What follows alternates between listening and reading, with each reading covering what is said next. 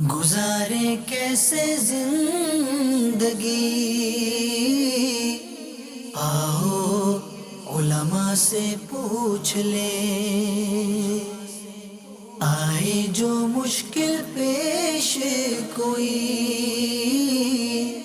آؤ علماء سے پوچھ لیں۔ الحمدللہ رب العالمین والصلاة والسلام على سید الانبیاء والمرسلین، اما بعد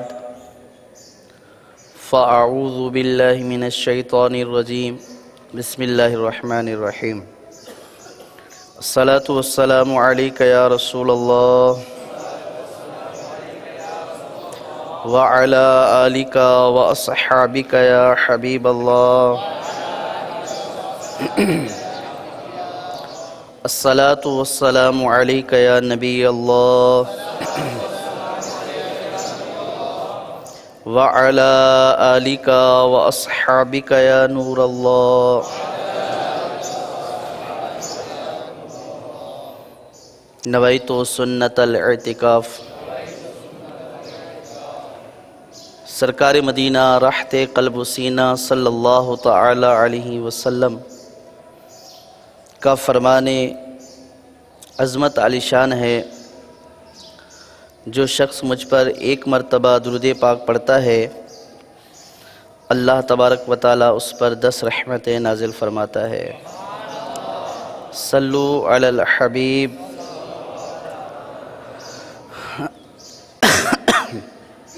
صلی اللہ علیہ وسلم۔ آج کے درجے میں عنوان ہے خرید و فروخت کا بیان۔ اردو میں خرید و فروخت بولتے ہیں اور عربی میں بائع بولتے ہیں، با یا اور عین، بائع یعنی خرید و فروخت کا بیان۔ اللہ تبارک و تعالی کی قدرت کاملہ کا ادراک یعنی سمجھنا انسانی طاقت سے باہر ہے۔ عرش سے فرش تک جدھر نظر کیجئے اسی کی قدرت جلوہ گر ہے۔ حیوانات و نباتات، جمادات اور تمام مخلوقات اسی کے مظہر ہیں۔ اس نے اپنی مخلوقات میں انسان کے سر پر تاج کرامت و عزت رکھا اور اس کو مدنی الطبع یعنی شہری زندگی یا آپس میں معاشرتی زندگی کی طبیعت والا بنایا۔ زندگی بسر کرنے میں یہ اپنے بنی نوع کا محتاج ہے، یعنی انسان زندگی بسر کرنے میں اپنے ہی جیسے افراد کا محتاج ہے، کیونکہ انسانی ضروریات اتنی زائد اور ان ضروریات کے حصول میں اتنی دشواریاں ہیں کہ ہر شخص اگر اپنی تمام ضروریات کا تنہا کفیل ہو جائے، یعنی ہر شخص یہ چاہے کہ وہ اپنی ساری ضروریات خود ہی پیدا کرے، تو غالباً عاجز ہو کر بیٹھ جائے گا۔ کہ کوئی انسان اپنی ساری کی ساری ضروریات خود پیدا کر لے تو یہ ایک عجز والی بات ہے، اگرچہ ممکن ہے لیکن بہت مشکل ہے، اور اپنی زندگی کے ایام خوبی کے ساتھ نہ گزار سکے گا۔ اگر ہر انسان یہ ٹھان لے کہ میں اپنی ضرورت خود پوری کروں گا تو پھر جو زندگی ایک اچھی طریقے سے گزارنے والی صورت ہوتی ہے وہ نہیں ہو سکے گی۔ لہٰذا اس حکیم مطلق نے انسانی جماعت کو مختلف شعبوں اور متعدد قسموں پر تقسیم فرمایا کہ ہر ایک جماعت ایک ایک کام انجام دے اور سب کے مجموعے سے ضروریات پوری ہوں۔ یعنی اللہ تبارک و تعالیٰ نے انسانوں کو مختلف شعبہ جات میں تقسیم کر دیا تاکہ ہر انسان اپنے شعبے میں کام کرے، اور جب مختلف انسان مختلف شعبہ جات میں کام کریں گے تو یہ سارے مل کر ایک دوسرے کی ضروریات کو پورا کریں گے۔ یوں ضروریات بھی آسانی سے مہیا ہو جائیں گی اور سب کی زندگی بھی اچھے طریقے سے بسر ہو جائے گی۔ مثلا کوئی کھیتی کرتا ہے، کوئی کپڑا بنتا ہے، کوئی دوسری دستکاری کرتا ہے۔ جس طرح کھیتی کرنے والوں کو کپڑے کی ضرورت ہے، کپڑا بننے والوں کو غلے کی حاجت ہے، نہ یہ اس سے مستغنی اور نہ وہ اس سے بے نیاز،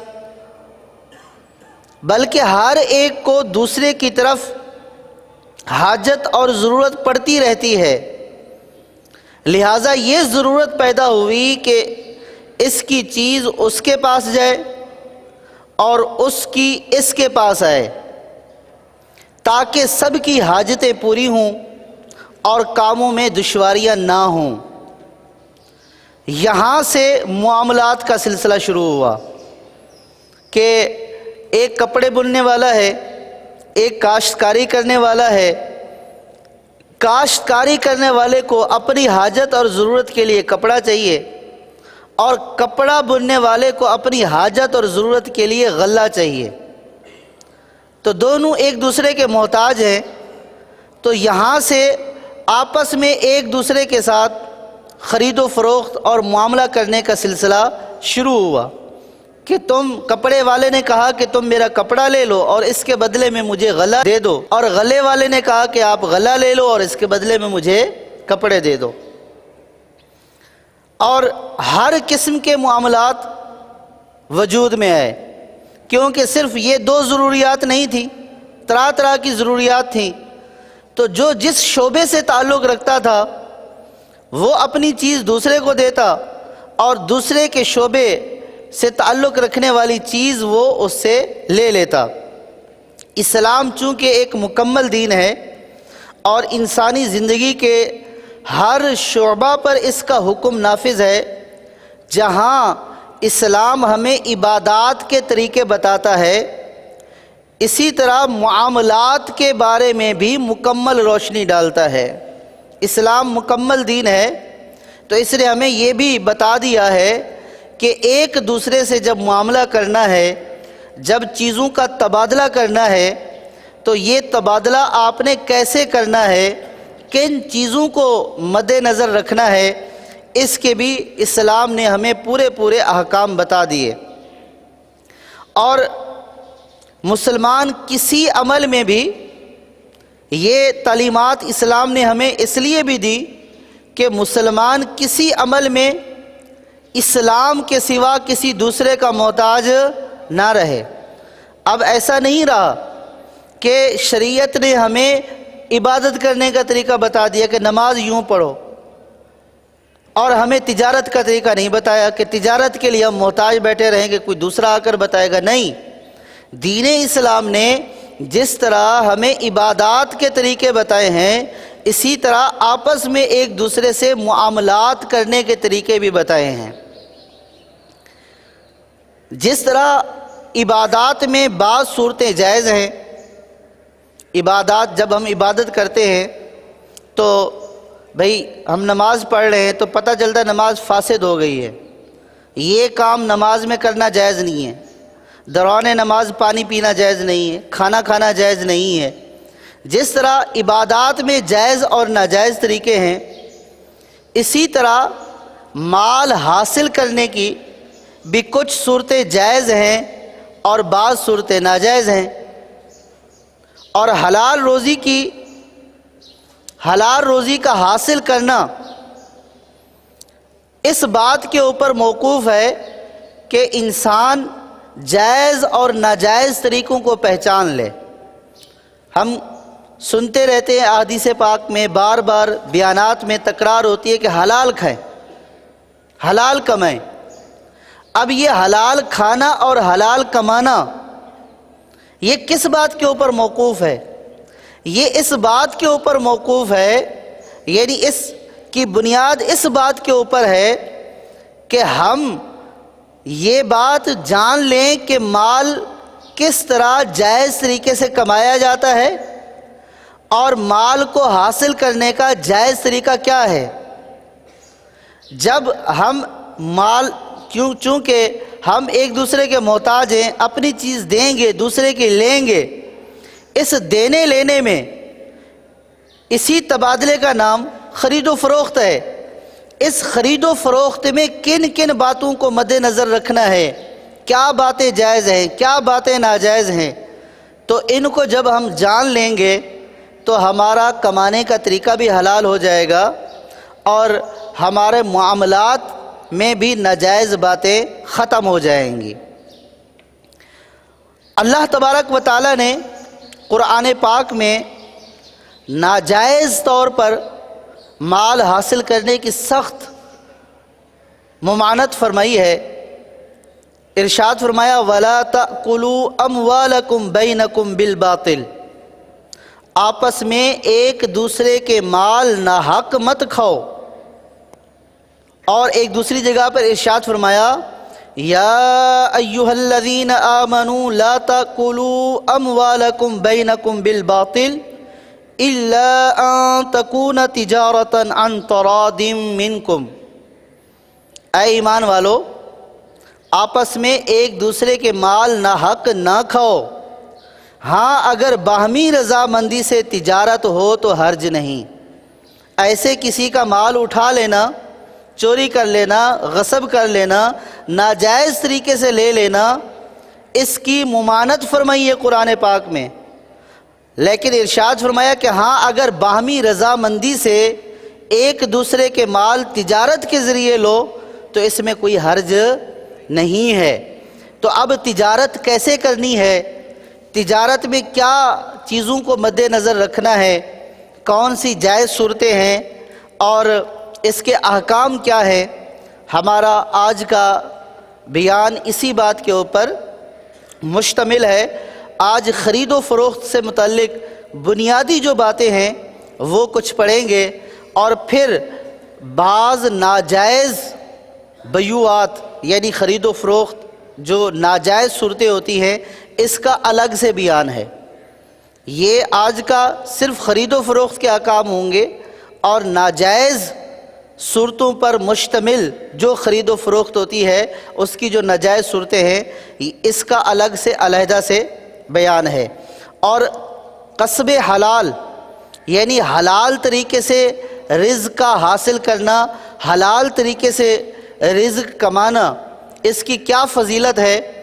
صحیح بخاری شریف میں مقدام بن معدی کرب رضی اللہ تعالی عنہ سے مروی حضور اقدس صلی اللہ تعالی علیہ وسلم نے فرمایا اس کھانے سے بہتر کوئی کھانا نہیں جس کو کسی نے اپنے ہاتھوں سے کام کر کے حاصل کیا ہے، اور بے شک اللہ کے نبی داؤد علیہ السلام اپنی دستکاری سے کھاتے تھے۔ دستکاری مطلب یہ کہ ہاتھ سے کام کر کے، ہاتھ کو بولتے ہیں، کاری کا مطلب ہے کام، یعنی جو ہاتھ سے کام کیا جائے اس کو دستکاری بولتے ہیں۔ حضرت داؤد علیہ السلام اپنی دستکاری سے کھاتے تھے۔ اسی طرح صحیح بخاری شریف میں حضرت ابو ہریرہ رضی اللہ تعالی عنہ سے مروی حضور اقدس صلی اللہ تعالی علیہ وسلم ارشاد فرماتے ہیں لوگوں پر ایک زمانہ ایسا آئے گا آدمی پرواہ بھی نہ کرے گا کہ اس چیز کو کہاں سے حاصل کیا ہے، حلال سے یا حرام سے۔ اور یہ زمانہ جو ہمارا آج کا زمانہ ہے اس میں یہ نشانی کتنی پائی جا رہی ہے ہم بخوبی جانتے ہیں کہ آج کل اس بات کی پرواہ نہیں کی جاتی کہ مال جو میرے پاس آ رہا ہے یا میرے گھر میں کوئی کما کر لے کر آ رہا ہے یہ حلال طریقے سے آ رہا ہے یا حرام طریقے سے آ رہا ہے۔ سرکار صلی اللہ تعالیٰ علیہ وسلم نے فرمایا ایک زمانہ آئے گا کہ لوگ پرواہ نہیں کریں گے کہ وہ مال حلال طریقے سے لے رہے ہیں یا حرام طریقے سے لے رہے ہیں۔ اسی طرح سرکار صلی اللہ تعالیٰ علیہ وسلم سے روایت ہے، فرمایا جو گوشت حرام سے اگا جنت میں داخل نہ ہوگا، اور جو گوشت حرام سے اگا ہے اس کے لیے آگ زیادہ بہتر ہے۔ تجارت کرنے کی کیا خوبیاں ہیں؟ احادیث پاک میں تجارت کی خوبیاں بھی بیان کی گئی ہیں، چونکہ یہ خصوصی طور پر تجارت سے متعلق بیان ہے۔ حضرت ابن عمر رضی اللہ تعالیٰ عنہ سے مروی ہے کہ رسول اللہ صلی اللہ تعالیٰ علیہ وسلم نے فرمایا، تاجر راست گو امانت دار انبیاء و صدیقین و شہداء کے ساتھ ہوگا۔ راست گو کہتے ہیں سچی بات کرنے والا تاجر اور امانت دار، یہ انبیاء، صدیقین، شہداء کے ساتھ ہوگا۔ اسی طرح رسول اللہ صلی اللہ تعالیٰ علیہ وسلم نے فرمایا، تجار یعنی تاجر قیامت کے دن فجار یعنی بدکار اٹھائے جائیں گے، مگر جو تاجر متقی ہو اور لوگوں کے ساتھ احسان کرے اور سچ بولے۔ تو تجارت آپ نے سنا کہ بہت عمدہ اور نفیس کام ہے، مگر اکثر تجار، کئی تاجر کذب بیانی سے یعنی جھوٹ بولنے سے کام لیتے ہیں، بلکہ جھوٹی قسمیں کھا لیا کرتے ہیں۔ اسی لیے اکثر احادیث میں جہاں تجارت کا ذکر آتا ہے، جھوٹ بولنے اور جھوٹی قسم کھانے کے ساتھ ممانت بھی بیان کی جاتی ہے۔ اور یہ واقعہ بھی ہے، یعنی حقیقتاً بھی ہے کہ اگر تاجر اپنے مال میں برکت دیکھنا چاہتا ہے، صدر الشریعہ مولانا امجد علی اعظمی علیہ رحمہ بہار شریعت میں یہ فرما رہے ہیں کہ تاجر اگر اپنے مال میں برکت دیکھنا چاہتا ہے تو ان بری باتوں سے گریز کرے، تاجروں کی انہی بدعنوانیوں یعنی یہ جو جھوٹ اور بددیانتی، ان سے پرہیز کرے۔ اگر تاجر اپنی تجارت میں برکت چاہتا ہے، جھوٹی قسموں سے، بددیانتیوں سے، خیانتوں سے گریز کرے۔ تاجروں کی انہی بدعنوانیوں کے وجہ سے بازار کو بدترین بقعہ زمین یعنی زمین کا بدترین حصہ قرار دیا گیا ہے، اور یہ کہ شیطان ہر صبح کو اپنا جھنڈا لے کر بازار میں پہنچ جاتا ہے اور بے ضرورت بازار میں جانے کو برا بتایا گیا ہے۔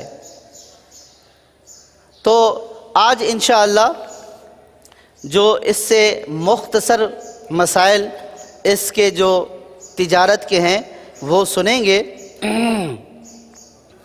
اب ان کو میں انشاءاللہ لکھتا بھی جاؤں گا تاکہ آپ کو چیزیں ذہن نشین ہوتی رہیں۔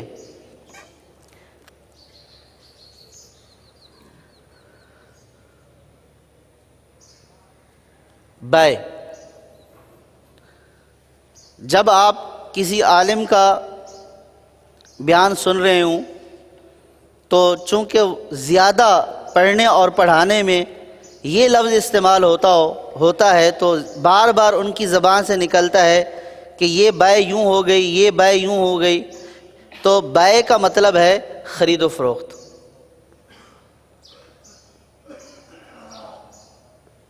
اردو میں جس کو ہم خرید و فروخت بولتے ہیں، عربی میں اس کو بائے بولتے ہیں۔ اردو میں ایک خریدار ہوتا ہے یعنی خریدنے والا ہوتا ہے، ایک بیچنے والا ہوتا ہے،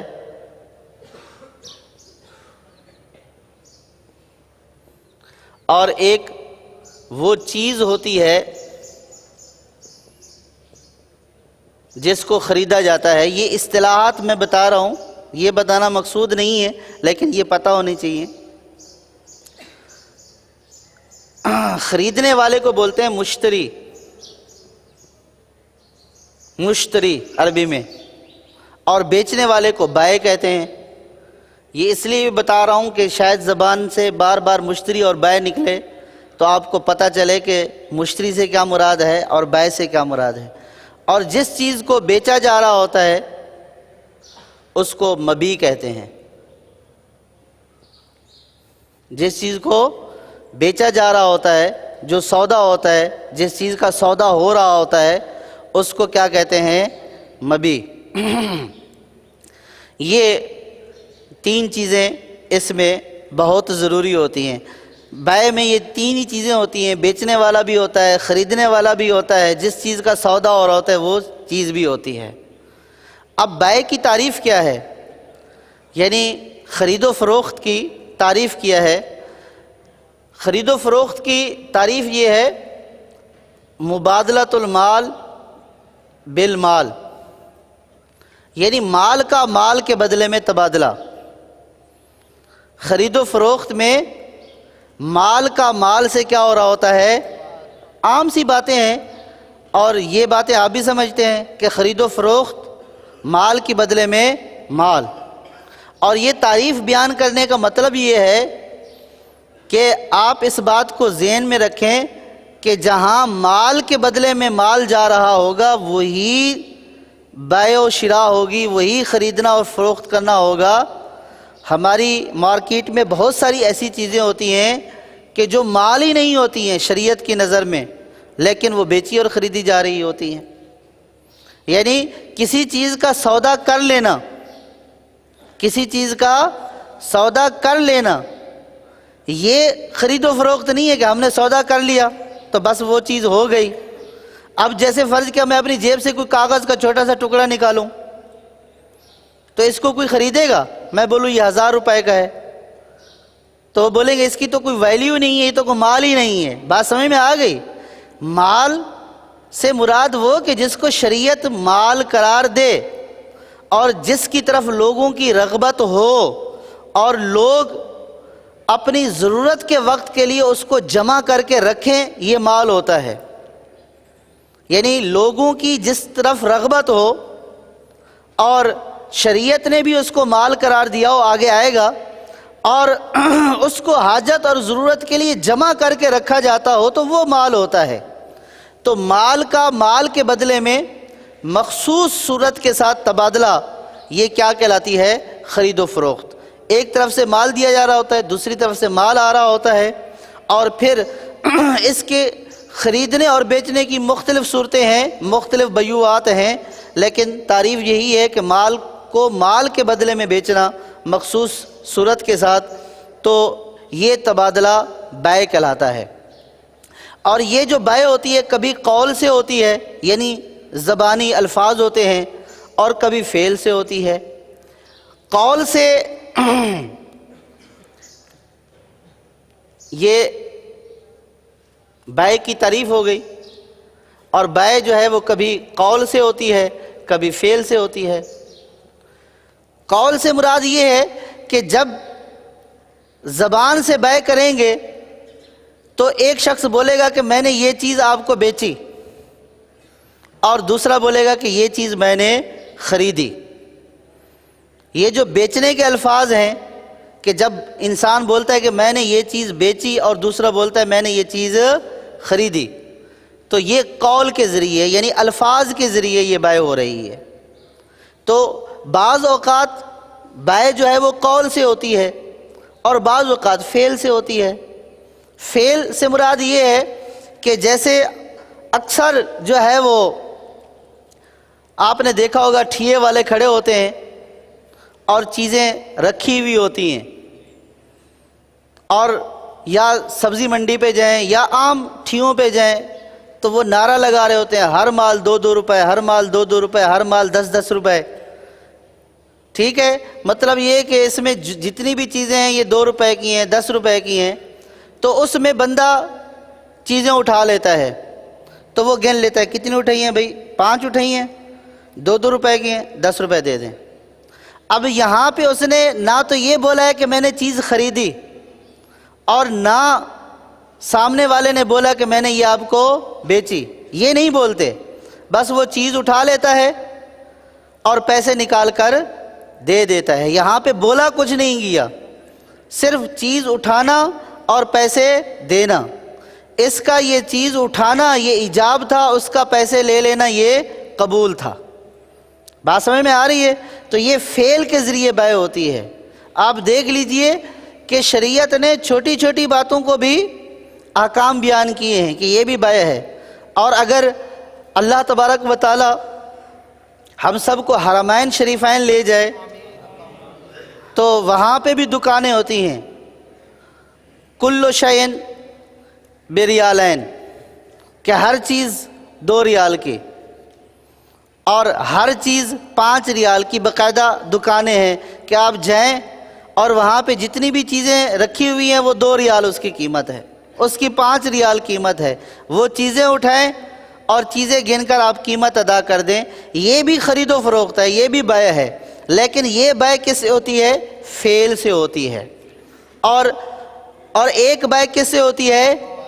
قول سے ہوتی ہے۔ سے مراد یہ کہ ایجاب و قبول کیا جاتا ہے۔ ایجاب و قبول تو آپ نے سنا ہوگا، یہ نکاح میں بھی بولتے ہیں کہ ایجاب و قبول ہوا، سنا ہے نا، ایجاب و قبول کرا لیا۔ تو ایجاب و قبول کا مطلب یہ ہوتا ہے کہ پہلا جب 2 بندے آپس میں معاملہ کر رہے ہوتے ہیں تو ان میں سے جو پہلے الفاظ بولے جاتے ہیں، فرض کیا کہ میں کسی کے ساتھ معاملہ کر رہا ہوں، میں نے اس کو بولا کہ میں نے آپ کو یہ چیز 10 روپے کی بیچی، میرے جو یہ پہلے الفاظ ہوتے ہیں یہ ایجاب کہلاتے ہیں۔ اور جو دوسرا بندہ میرے ساتھ معاملہ کر رہا ہے وہ بولتا ہے کہ ٹھیک ہے میں نے خرید لی، تو یہ جو الفاظ ہوتے ہیں یہ کیا کہلاتے ہیں؟ قبول۔ تو جب قول کے ذریعے ہوگی تو ایجاب و قبول کا ہونا کیا ہے؟ ضروری ہے۔ ایجاب و قبول کا ہونا ضروری ہے۔ یعنی ایک تو وہ چیز ہوتی ہے جو بیچنے کے لیے رکھی ہوئی ہے، ایک تو وہ چیز ہے جو بیچنے کے لیے رکھی ہوئی ہے، ایک وہ چیز ہے کہ جو بیچنے کے لیے رکھی ہوئی نہیں ہے۔ فرض کیا کہ ایسے کسی کا بیگ رکھا ہوا کسی نے اٹھا لیا اور پیسے رکھ لیے، بولا بیع ہو گئی،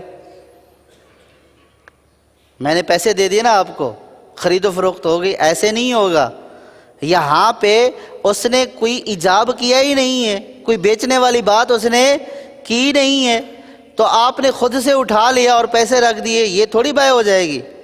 بیع ایجاب و قبول کا نام ہے، بیع میں ایجاب و قبول ہونا ضروری ہے کہ یہ چیز میں نے آپ کو بیچی، دوسرا بولے یہ چیز میں نے خریدی۔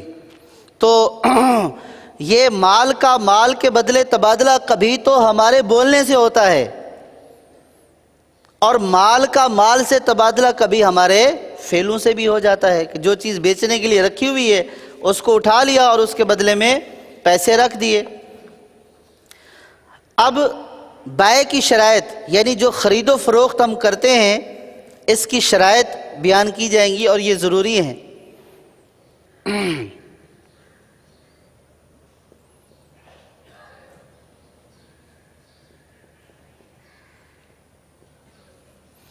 بیع کی شرائط میں سب سے پہلی شرط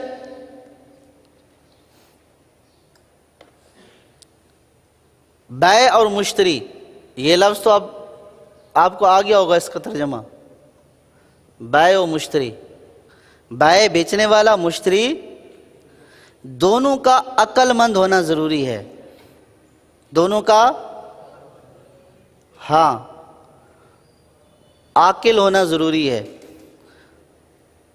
اگر کوئی چھوٹا بچہ جس کو کوئی شعور ہی نہیں ہے، نہ اس کو پیسے کا پتہ ہے، نہ دینے کا پتہ ہے، نہ لینے کا پتہ ہے، اس سے بیع درست نہیں ہوتی ہے۔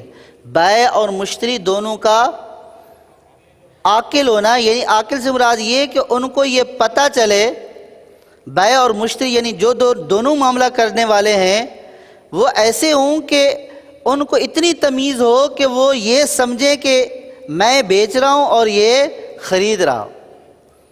وہ بے کے متعلق جانتے ہوں کہ جیسے بچہ ہو اگر اتنا سمجھدار کہ جو یہ سمجھے کہ جب کوئی چیز خریدی جاتی ہے تو پیسے دیے جاتے ہیں اور اس کے بدلے میں کوئی چیز لی جاتی ہے، اتنا سمجھدار ہونا ضروری ہے، اور جو بیچ رہا ہے اس کا بھی اتنا سمجھدار ہونا ضروری ہے۔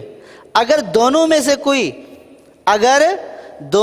کوئی عاقل نہیں ہے، اس مفہوم کو جانتا نہیں ہے کہ بیع و شراء کیا ہے، تو پھر یہ بیع درست نہیں ہے۔ چھوٹا بچہ جاتا ہے نا پیسے لے کر، بالکل چھوٹا سا، دکان سے کوئی چیز خرید کر آ جاتا ہے تو گھر والے پھر کسی بڑے کو بھیجتے ہیں، دکاندار کو ڈانٹتے ہیں، تمہیں پتہ نہیں تھا کہ بچہ 1000 روپیہ لے کر آ گیا اور تم نے چیز پکڑا دی اس کو تھوڑی پتہ ہے کہ ایسے یہ چیز لیتے ہیں۔ تو جو اتنے ناسمجھ بچے ہوتے ہیں کہ جن کو پتہ ہی نہیں ہے، اب ایک طرف ناسمجھ بچہ اور ایک طرف سمجھدار ہے، یہ بیع درست نہیں ہوگی، کیونکہ ایک بیچنے والا سمجھدار ہے، خریدنے والا سمجھدار نہیں ہے، یعنی بیع کے مفہوم کو سمجھتا نہیں ہے۔ تو پہلی شرط تو یہ ہے کہ خریدنے اور بیچنے والا دونوں ایسے عاقل ہوں کہ جو خریدنے اور بیچنے کے مفہوم کو جانتے ہوں۔ اچھا، جو چھوٹا بچہ جو جانتا ہو اس کی تمیز کیسے ہوگی کہ یہ سمجھدار ہے؟ تو فقہاء نے یہ فرمایا کہ وہ بچہ کہ جو پیسے دے اور چیز لے اور چیز لینے کے بعد پھر رونا شروع کر دے کہ میرے پیسے مجھے واپس کرو، تو اس کا مطلب یہ ہے کہ اس کو پتہ نہیں ہے کہ خرید و فروخت کیسے ہوتی ہے۔ اب بچے سے پیسے دکاندار نے لے لیے، پھر رونا شروع ہو گیا کہ میرے پیسے واپس کرو، مجھے اس نے میرے پیسے لے لیے، تو یہ سمجھ نہیں رکھتا ہے۔ جس کو اتنی سمجھ ہو کہ پیسے دیے جاتے ہیں اور اس کے بدلے میں چیز لی جاتی ہے، تو اس طرح کا بھی ہوگا تو بیع درست ہو جائے گی۔ تو پہلی شرط یہ کہ دونوں کا، صرف خریدنے والے کا نہیں، بیچنے والے کا بھی عاقل ہونا، یعنی بیع کے مفہوم کو سمجھنا ضروری ہے، اور اسی سے پاگل بھی نکل گیا۔ اگر کوئی پاگل ہے، دماغ اس کا ٹھکانے نہیں ہے، وہ اگر کسی سے خرید و فروخت کرتا ہے تو اس کی خرید و فروخت کرنا درست نہیں ہے، کہ وہ عاقل ہی نہیں ہے۔ اسی طرح دوسری شرط یہ ہے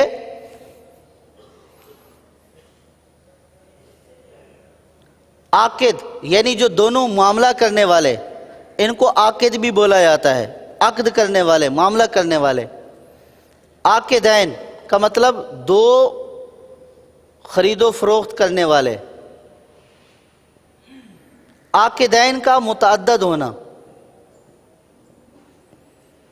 یعنی ایک شخص خود ہی کسی کی طرف سے خریدار بھی بنے اور خود بیچنے والا بھی بنے، یہ جائز نہیں ہے۔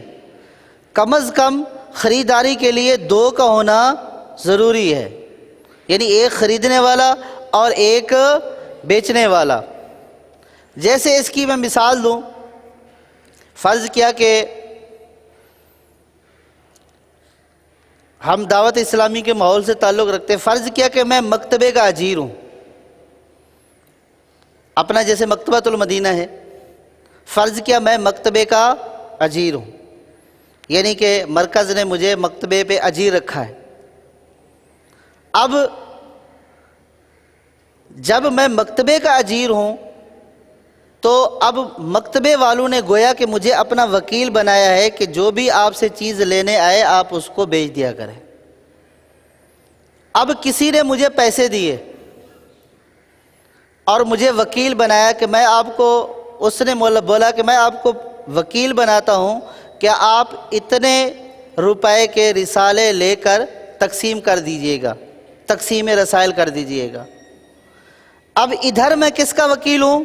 مکتبے کا، اور ادھر مجھے کس نے وکیل بنا دیا؟ اس شخص نے وکیل بنا دیا کہ آپ میری طرف سے رسالے خرید لیجئے گا۔ اب میں آیا مکتبے میں نے وہ پیسے ڈالے اور رسالے لے لیے اور تقسیم کر دیے۔ اب میں نے جو پیسے ڈالے اور رسالے لے لیے تو یہ خرید و فروخت ہوئی ہے۔ کیا ہوئی ہے؟ میں نے مکتبے میں پیسے رکھے اور رسالے لے لیے. تو اب جو خرید و فروخت کرنے والے ہیں ان کا متعدد ہونا ضروری ہے، یعنی ایک سے زائد ہونا ضروری ہے. اب میں نے جو چیز خریدی ہے تو بیچنے والا کون ہے؟ وہ بھی میں ہوں. اور خریدنے والا کون ہے؟ وہ بھی میں ہوں. تو یہ بیع جائز نہیں ہے. بیع میں شرط یہ ہے کہ جو عقد کرنے والے ہوں وہ ایک سے زیادہ ہوں. لیکن بعض صورتیں ایسی ہیں کہ جس میں ایک شخص خود خریدار بھی بن سکتا ہے اور بیچنے والا بھی بن سکتا ہے. بعض صورتیں ایسی ہیں، لیکن وہ خاص صورتیں ہیں کہ جیسے ولی ہے، یعنی کوئی چھوٹا بچہ ہے، نابالغ بچہ ہے، اس کا سرپرست ہے، اس کو ولی بولتے ہیں. جیسے باپ ہے، بھائی ہے جو اس کا ولی ہے. تو وہ اگر اب فرض کیا کہ 2 نابالغ بچے ہیں، اس کا بھی زائد ہے نابالغ، اس کا بھی ولی ہے، اور بکر ہے، اس کا بھی یہ ولی ہے، دونوں کا ولی ہے یہ. اب زائد کی چیز ہے کوئی اور خریدنی ہے بکر نے. اب یہ تو بالکل نابالغ ہیں، یہ چیز کیسے بیچیں گے؟ تو جو نابالغ ہے اس کی جگہ پر اس کی خرید و فروخت اس کا ولی کرے گا. اب یہ اس کا بھی ولی ہے اور اس کا بھی ولی ہے، ٹھیک ہے. اب اگر یہ خود اس کی چیز اس کے لیے خرید لیتا ہے یا اس کی چیز اس کو بیچ دیتا ہے تو اب یہ خریدنے والا بھی خود ہے، بیچنے والا بھی خود ہے. یہ صورت جائز ہے جبکہ وہ ولی ہو اور 2 نابالغ بچوں کی چیز ایک دوسرے کو بیچے یا خریدے ایک دوسرے سے، ان سے اس کی اس سے خریدی یا اس کی اس کو بیچی، تو یہ جائز ہے. ولی ہے، وصی ہے، قاضی ہے، ان کی بعض صورتوں میں جائز ہے. لیکن عام حالات میں خرید و فروخت کرنے والے کا متعدد ہونا، یعنی کہ ایک سے زائد ہونا ضروری ہے. آپ یوں سمجھ لیں کہ جیسے یہ تو میں نے مکتبے کی مثال دی، آپ اس کو عام مثال سمجھ لیں. جیسے آپ کی دکان ہے، کسی بھی چیز کی ہے، اب آپ خود بیچنے والے ہیں، کسی نے آپ کو وکیل بنایا کہ یار یہ چیز میری طرف سے آپ خرید لو اور مجھے یہ لا کر دے دو. اب اس نے اپنی دکان سے وہ چیز اٹھائی اور اس کو جا کر دے دی، حالانکہ اس نے خرید و فروخت نہیں کی، اس نے اس کو وکیل بنایا ہے کہ مجھے یہ چیز لے کر دے دو. اب یہ جو خرید رہا ہے ظاہر چیز دے رہا ہے، ادھر سے مال ڈال رہا ہے ادھر سے مال لے رہا ہے، یہ مال کا مال کے بدلے تبادلہ ہے. لیکن اس میں شرط یہ ہے کہ عاقدین عقد کرنے والے متعدد ہوں. اب یہ جو اس نے کیا ہے کہ اس کے پیسے ڈال کر چیز اٹھا لی ہے، تو یہاں پہ بھی یہ اعتراض آئے گا کہ یہاں تو عقد کرنے والا ایک ہے، خود اپنے آپ کو بیچ رہا ہے، گویا کہ اپنی اس جیب سے نکال کر اس میں ڈال دیا اور ادھر سے نکال کر ادھر ڈال دیا. تو یہ درست نہیں ہے، عاقدین کا متعدد ہونا ضروری ہے. اسی طرح ایجاب و قبول میں تیسری شرط یہ ہے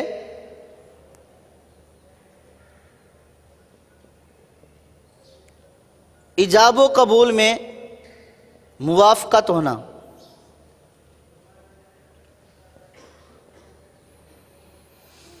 ایجاب و قبول میں نے آپ کو بتایا تھا کہ جب کوئی بندہ پہلا کلام کرتا ہے کوئی معاملہ کرنے کے لیے یہ ایجاب ہوتا ہے اور جو دوسرا کرتا ہے وہ قبول ہوتا ہے.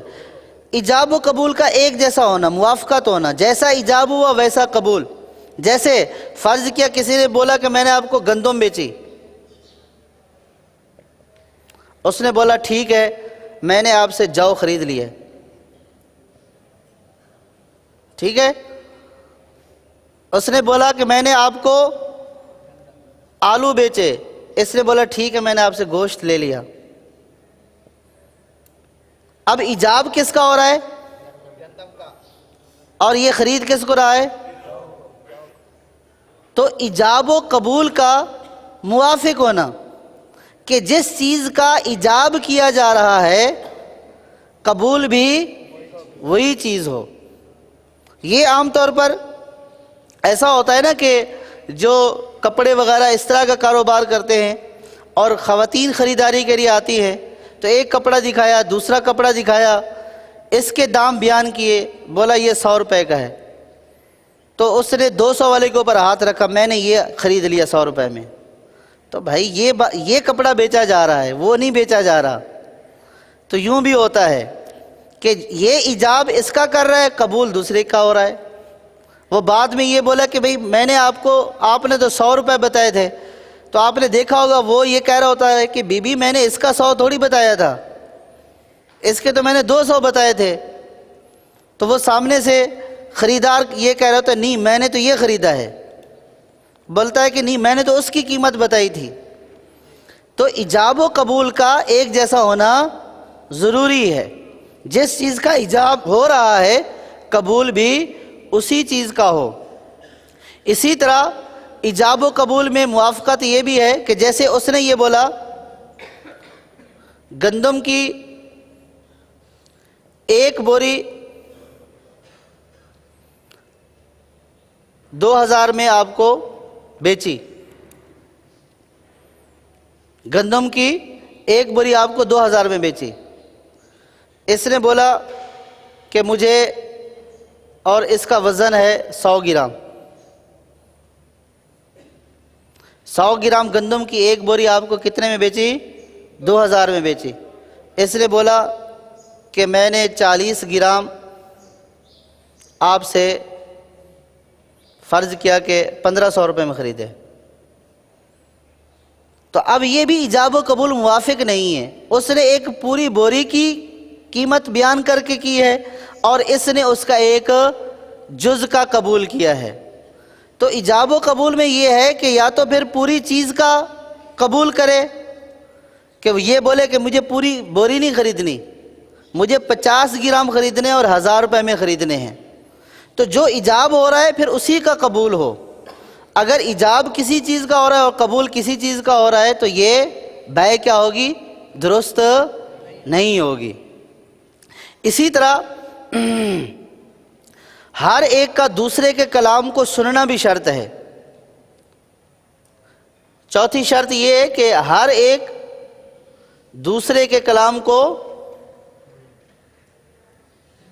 سنے، یعنی جو خریدار ہے اور جو بیچنے والا ہے یہ دونوں ایک دوسرے کے کلام کو سنے بھی۔ جیسے اس نے بولا کہ میں نے یہ آپ کو یہ چیز 10 روپے میں بیچی اور خریدنے والے نے سنا ہی نہیں ہے، تو یہ ایجاب و قبول درست نہیں ہوا۔ تو ایک دوسرے کے کلام کو کہ اس نے کیا بولا ہے اور اس نے کیا جواب دیا ہے، ایجاب و قبول کا سننا بھی شرط ہے۔ اور 5ویں شرط یہ ہے جو چیز بیچی جا رہی ہے جس کو مبیع کہتے ہیں، جو سودا ہے اس کا موجود ہونا، اس کا موجود ہونا۔ جو چیز موجود ہی نہیں ہے معدوم اس کو بولتے ہیں، جس کا وجود ہی نہیں ہے۔ جو چیز وجود میں نہیں ہے تو وہ معدوم ہے۔ تو جو چیز بیچی جا رہی ہے اس کا موجود ہونا بھی شرط ہے۔ اگر وہ چیز موجود ہی نہیں ہے تو پھر خرید و فروخت کس چیز کی ہوئی ہے؟ بات سمجھ میں آ رہی ہے؟ اس کی بہت ساری ناجائز صورتیں جو ہے وہ مارکیٹ میں پائی جاتی ہیں۔ جیسے اس کی مثال فرض کیا کہ یہ بولا کہ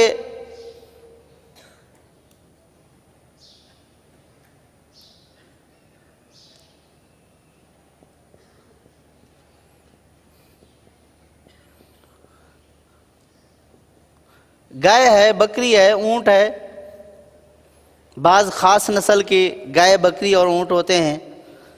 اب اس کا جو ہے وہ بچہ خریدنا ہے، تو بولا کہ جو اگلی دفعہ میں بچہ پیدا ہوگا وہ میں نے آپ کو 1000 روپے میں بیچ دیا، تو اس کا وجود ہی نہیں ہے، اس کا وجود ہی نہیں ہے۔ تو مبیع کا موجود ہونا، پایا جانا، یہ کیا ہے؟ ضروری ہے۔ اب فرض کیا اور دوسری جو چیز بیچی جا رہی ہے، خریدی جا رہی ہے، اس کا مالک ہونا شرط ہے، اس کا مالک ہونا بھی شرط ہے۔ اب فرض کیا کہ کسی نے کسی سے سودا کیا چیز جو ہے وہ فرض کیا چائنا میں رکھی ہوئی ہے، یہ ابھی اس کا مالک ہی نہیں بنا ہے، اور یہاں یہ اس کو آگے بیچتا جا رہا ہے کہ وہ کنٹینر آ رہا ہے اور اس میں جو مال آئے گا وہ میں نے آپ کو بیچ دیا، ابھی یہ اس کا مالک ہی نہیں بنا ہے، وہ کنٹینر آئے گا، یہ اس سے خریدے گا اور بعد میں جو ہے وہ سودا ہوگا، ابھی چیز کا یہ مالک ہی نہیں ہوا ہے اور اس نے پہلے سے چیز آگے سے آگے بیچنا شروع کر دی ہے۔ اور بعض اوقات ایسا بھی ہوتا ہے کہ لوگ جو ہے وہ کچھ سودا کرنا چاہتے ہیں، فرض کہ مجھے کسی چیز کی ضرورت ہے، تو اب سامنے والے کو پتہ چلا مجھے ضرورت ہے، اس کے بعد وہ چیز ابھی ہے ہی نہیں، لیکن اس کو پتہ چل گیا کہ مجھے یہ ضرورت ہے، تو یہ میرے پاس آیا اور بولا کہ آپ کو فلاں چیز کی ضرورت ہے نا، ٹھیک ہے میں آپ کو اتنے میں دے دیتا ہوں، اور ذہن یہ ہے کہ میں جا کر مارکیٹ سے خرید لوں گا اور بعد میں آ کر اس کو دے دوں گا، تو ابھی یہ اس چیز کا سودا کر رہا ہے، تو جب یہ اس چیز کا مالک ہی نہیں ہے، اس کے پاس موجود ہی نہیں ہے، تو پھر یہ اس کا سودا کرنا یوں جائز بھی نہیں ہے۔ چیز کا موجود ہونا، چیز کا مالک ہونا بھی کیا ہے؟ شرط ہے، اور جس چیز کو بیچا جا رہا ہے وہ چیز ایسی ہو کہ جس کو سپرد کرنا بھی ممکن ہو، سپرد کرنا بھی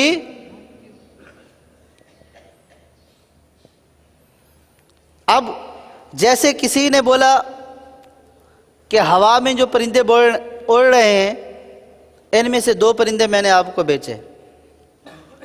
اب پرندے بھی 2 قسم کے ہوتے ہیں، ایک تو سدھائے ہوئے ہوتے ہیں، کبوتر جیسے لوگوں نے پالے ہوئے ہوتے ہیں، وہ بلانے پہ آ جاتے ہیں، اور ایک سدھائے ہوئے نہیں ہوتے۔ اب بولا کہ یہ جو 2 کبوتر اڑ رہے ہیں سدھائے ہوئے نہیں ہیں، یہ میں نے آپ کو بیچے اور میں آپ کو بعد میں پکڑ کر دے دوں گا۔ جس وقت چیز بیچی جا رہی ہے اس وقت اس کا قابل سپرد ہونا ممکن ہو۔ اب جیسے فرض کیا کہ یوں بولا کہ اس چھت کے اندر جو سریا ہے یہ میں نے آپ کو اتنے میں بیچا اور یہ کہ بعد میں نکال کر دے دوں گا، یہ چیز ابھی قابل سپردگی اس کا ہونا یہ ممکن ہی نہیں ہے ابھی۔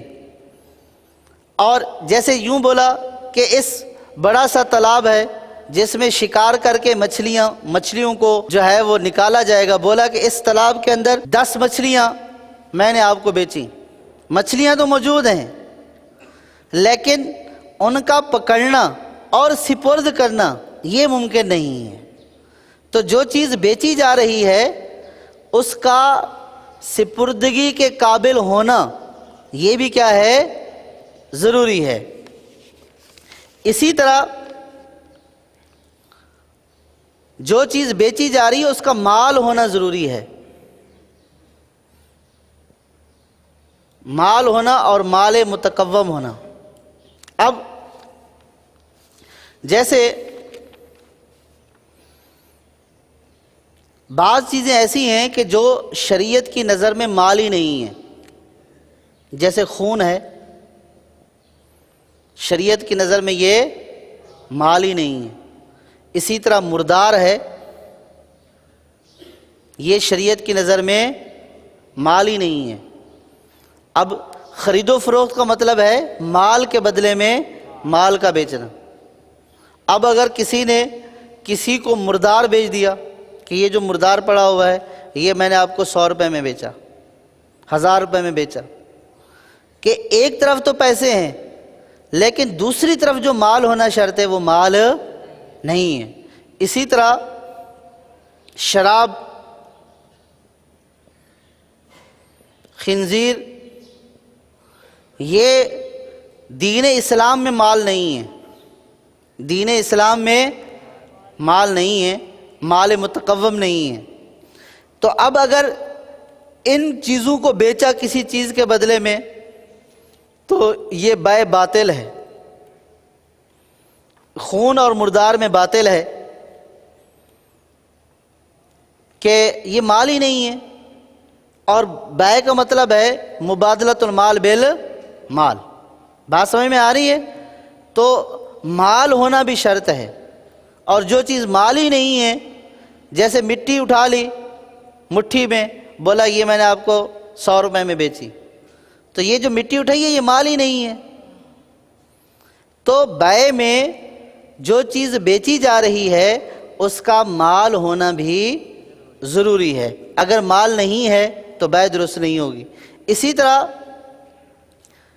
جو چیز بیچی جا رہی ہے اور جو چیز خریدی جا رہی ہے، جو چیز بیچی جاتی ہے مبیع، اور جو اس کی ادائیگی کی جاتی ہے، قیمت جو ادا کی جاتی ہے اس کو ثمن بولتے ہیں، یعنی ایک چیز ہوتی ہے اور اس کے بدلے میں قیمت ہوتی ہے۔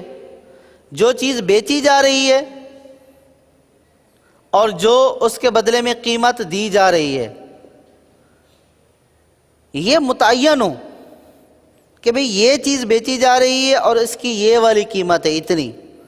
اگر مبیع اور ثمن یعنی جو چیز بیچی جا رہی ہے اور اس کی قیمت یہ اگر مجہول ہے، پتہ ہی نہیں ہے کہ یہ جو بیچی جا رہی ہے یہ کتنی چیزیں ہیں اور اس کی قیمت کتنی ہوگی، تو اگر مبیع اور ثمن یعنی بیچی جانے والی چیز اور اس کی قیمت متعین ہی نہیں ہے کتنی ہے، تو یہ بیع بھی درست نہیں ہے۔ خرید و فروخت میں بیچی جانے والی چیز کا اور اس کی قیمت کا متعین ہونا ضروری ہے۔ جیسے فرض کیا کہ کسی نے یہ بولا کہ یہ ایک پورا ریوڑ ہے نا، میں نے اس میں سے ایک بکری آپ کو بیچ دی، اس ریوڑ میں سے ایک بکری آپ کو بیچ دی، یا کپڑوں کے تھان رکھے ہوئے ہیں، بولا اس میں سے ایک تھان میں نے آپ کو بیچ دیا، مختلف قسم کے تھان ہیں، تو اب وہ متعین نہیں ہے کہ جو اس نے بکری بیچی ہے وہ کون سی بکری بیچی ہے۔ ریوڑ میں تو کئی طرح کی بکریاں ہوں گی، چھوٹی بھی ہوں گی، بڑی بھی ہوں گی، موٹی تازی بھی ہوں گی، کمزور بھی ہوں گی۔ اب اگر یہ بیچی جانے والی چیز متعین نہیں ہوگی کہ یہ والی چیز، تو اس صورت میں آپس میں جھگڑے کی کیفیت بنے گی۔ یہ اچھی اور عمدہ چیز کے اوپر ہاتھ رکھے گا، وہ بولے گا میں نے تو ایک بکری بولی تھی، یہ جو کمزور والی ہے یہ بھی تو اسی ریوڑ کا حصہ ہے، میں تو یہ آپ کو دوں گا۔ تو اگر بیچی جانے والی چیز متعین نہیں ہے تو اس صورت میں بھی آپس میں جھگڑا پیدا ہوگا۔ اب اگر قیمت متعین نہیں ہے، جیسے یہ بولا کہ یہ چیز لے جاؤ بعد میں قیمت دیکھ لیں گے، جیسے یہ تو عام طور پر ہوتا ہے، چیز لے جاؤ دیکھ لیں گے قیمت بعد میں کر لیں گے، کوئی مسئلہ نہیں ہے، یہ جائز نہیں ہے کہ قیمت متعین نہیں ہے تو یہ بیع فاسد ہو جائے گی اور یہ جھگڑے کا سبب بنے گی، اور شریعت اس چیز کو پسند نہیں کرتی ہے کہ بندے معاملہ کریں اور پھر معاملہ اس طرح طے نہ ہو اور آپس میں بعد میں جھگڑ رہے ہوں۔ تو اس کی جو قیمت ہے وہ بھی بیان کر دی جائے کہ یہ چیز میں نے آپ کو بیچی اور یہ چیز اس کی قیمت اتنی ہے اور اتنے میں آپ کو بیچی۔ یہ بیع کے اندر بیچی جانے والی چیز کا اور اس کی قیمت کا متعین ہونا ضروری ہے۔ اگر بیچی جانے والی چیز متعین نہیں ہے، اس کی قیمت متعین نہیں ہے، تو یہ بیع جائز نہیں ہے، یہ بیع فاسد ہو جائے گی۔ اور بیع کا موقت نہ ہونا، موقت کہتے ہیں اس کا کوئی ایک وقت مقرر کر دینا۔ جیسے کسی نے یہ بولا کہ یہ میں نے آپ کو 1 سال کے لیے چیز بیچی ہے، یہ چیز میں نے آپ کو 2 مہینے کے لیے بیچی ہے، تو جب کوئی چیز بیچی اور خریدی جاتی ہے تو وہ پھر جو چیز بیچنے والا ہوتا ہے وہ جب چیز بیچ دیتا ہے تو اس کا اس سے کوئی تعلق نہیں رہتا ہے، اور جو خریدنے والا ہوتا ہے وہ اس کا مالک بن جاتا ہے۔ تو اب اگر بیچنے میں یہ شرط کر دی کہ یہ 2 مہینے کے لیے آپ کو بیچی، سال کے لیے آپ کو بیچی، تو یہ بھی جائز نہیں ہے۔ اس میں اس طرح کا وقت بیان کرنا، یہ 1 سال کے لیے آپ کی بعد میں میری ہو جائے گی، یہ جائز نہیں ہے۔ اور جب ان ساری چیزوں کو ہم مد نظر رکھیں گے تو تب جا کر ہمارا سودا درست ہوگا۔ یعنی سب سے پہلے ہم نے یہ بولا کہ بیچنے اور خریدنے والے سمجھدار ہوں، بیع کو سمجھتے ہوں کہ ہاں یہ چیز بیچ رہے ہیں، خرید رہے ہیں، اور اگر کوئی پاگل ہے، چھوٹا نابالغ بچہ ہے، بالکل غیر سمجھدار بچہ، تو اس کی خرید و فروخت درست نہیں ہے۔ دوسرے نمبر پر ہم نے بولا کہ خرید اور فروخت کرنے والے ایک ہی شخص خریدے اور ایک ہی بیچے، اپنے آپ کو خریدے اور اپنے آپ کو بیچے، یہ درست نہیں ہے۔ جو خریدنے اور بیچنے والے ہوں وہ متعدد ہوں، ایک خریدنے والا اور دوسرا بیچنے والا ہو۔ اسی طریقے سے ایجاب و قبول میں کہ جس چیز کو بیچا جا رہا ہے اور جس چیز کا ایجاب کیا ہے قبول بھی اسی چیز کا ہو۔ اگر ایجاب کسی چیز کا ہے، قبول کسی دوسری چیز کا ہے، تو یہ بیع درست نہیں ہے۔ اور جب ایجاب و قبول ہو رہا ہو تو ایک دوسرے کے کلام کو سنیں، اگر ایک دوسرے کے کلام کو نہیں سنیں گے تو یہ ایجاب و قبول درست نہیں ہوگا۔ اور ایجاب و قبول ایک ہی مجلس میں ہو، اگر فرض کیا کہ میں نے یہ بولا ابھی کہ میں نے آپ کو چیز بیچی اور پھر وہاں جا کر دوسرے نے بولا کہ میں نے خریدی، تو یہ درست نہیں ہوا۔ جہاں بولا جا رہا ہے کہ بیچی تو یہیں پہ قبول کرنا ہوگا، اگر قبول دوسرے دن بعد میں ہوا تو یہ ایجاب و قبول درست نہیں ہے۔ بعض صورتوں میں اختیار دیا جاتا ہے کہ آپ سوچ لیں، 2-3 دن بعد جواب دے دیں، وہ ایک الگ صورت ہے۔ لیکن اگر ایسا کچھ نہیں بولا گیا تو پھر جہاں پہ ایجاب ہوا ہے قبول کا بھی وہاں پہ اسی مجلس میں ہونا ضروری ہے۔ اب جیسے فرض کہ 2 دوست بیٹھے ہوئے ہیں، ایک نے بولا یار میں نے آپ کو چیز خریدی، اس نے جواب ہی نہیں دیا، پھر وہاں سے اٹھ کر چلے گئے، دوسرا بولتا ہے میں نے خرید لی، تو اب ایجاب و قبول درست نہیں ہوئے۔ ایجاب و قبول ایک ہی مجلس میں ہوں اور ایک دوسرے کے کلام کو سنیں بھی صحیح۔ آپ اس کو یوں سمجھیے کہ جیسے نکاح ہو رہا ہوتا ہے۔ اب اگر فرض کیا کہ نکاح پڑھانے والے نے بولا کہ میں نے فلانا بنت فلاں کا نکاح آپ سے کیا، اور دولہا نے دل میں بول دیا کہ میں نے قبول کیا، زبان سے نہ بولا، تو نکاح ہوگا؟ نکاح ہوگا؟ اگر گواہوں نے نہیں سنا، جو وہاں پہ گواہ موجود ہیں انہوں نے سنا ہی نہیں، کہتے نا کہ 2 گواہوں کا ہونا ضروری ہے، اور وہ 2 گواہ کلام کو سنیں۔ گواہ صرف جو ہے وہ شکل دکھانے کے لیے نہیں بیٹھے ہوتے، ان کے کلام کو سننے کے لیے بیٹھے ہوتے ہیں۔ تو اب اگر ایک جیسے فرض کیا کہ جو نکاح پڑھا رہا ہے اس نے بولا کہ میں نے فلانا یعنی فلانی عورت جو فلاں کی بیٹی ہے اس کو آپ کے نکاح میں دیا، اور دولہا خاموش، تو نکاح کیوں؟ ایجاب ہوا لیکن اس کی طرف سے قبول نہیں ہوا۔ اور اگر قبول کو سنا نہیں ہے جو گواہ موجود ہیں تو بھی قبول درست نہیں ہوگا۔ اسی طرح خرید و فروخت میں بھی یہی ہے کہ ایجاب اور قبول ایسے ہوں کہ دونوں ایک دوسرے کے کلام کو سنیں۔ پھر یہ بیان کیا گیا کہ مبی جو چیز بیچی جا رہی ہے اس کا موجود ہونا ضروری ہے۔ اگر وہ موجود نہیں ہے، اس کا وجود ہی نہیں ہے دنیا میں، ابھی وہ پیدا ہی نہیں ہوئی ہے، تو اس چیز کا بیچنا جائز نہیں ہے۔ یہ سمجھ لینا کہ بعد میں ہوگی تو دیکھ لیں گے، ہاں بعض صورتیں جائز ہیں اس کی، وہ الگ سے بیوعات ہیں جیسے بیع سلم وغیرہ ہیں، تو لیکن جو مطلق عام بیع ہوتی ہے اس میں مبیع کا موجود ہونا ضروری ہے۔ اور مالک ہونا، یعنی جو چیز بیچی جا رہی ہے بیچنے والا اس کا مالک ہو۔ اگر بیچنے والا اس کا مالک ہی نہیں ہے تو پھر وہ چیز کیا بیچ رہا ہے اور سامنے والا کیا خرید رہا ہے؟ اسی طرح کسی کی دوسرے کی چیز اٹھا کر بیچ دینا، یہ بیع موقوف رہے گی۔ اگر کسی دوسرے کی چیز اٹھا کر بیچ دی، یہ مالک نہیں ہے اس چیز کا، تو یہ بیع موقوف ہے، یعنی کہ بیع فضولی ہے جو کہ مالک کی اجازت پر ٹھہری رہے گی۔ اگر مالک اجازت دے دے گا تو بیع درست ہو گئی، اگر مالک اس کو رد کر دے گا تو یہ بیع درست نہ ہوگی۔ اور جو چیز بیچی جا رہی ہے اس کا سپرد کرنا ممکن ہو، اگر چیز ایسی ہے کہ جس کا ابھی سپرد کرنا ممکن ہی نہیں ہے تو وہ چیز بھی، اس کی بھی بیع درست نہیں ہے۔ مال ہونا، جو چیز بیچی جا رہی ہے اس کا مال ہونا ضروری ہے، اگر وہ مال نہیں ہے تو پھر اس کی بیع جائز نہیں ہے۔ جو چیز بیچی جا رہی ہے اس کو مبیع بولتے ہیں، اس کا متعین ہونا کہ ہاں یہ چیز بیچی جا رہی ہے یہ ضروری ہے، اور اس کے بدلے میں جو قیمت دی جا رہی ہے قیمت کا بھی متعین ہونا ضروری ہے۔ اگر قیمت متعین نہیں ہے تو یہ بیع بھی درست نہیں ہے۔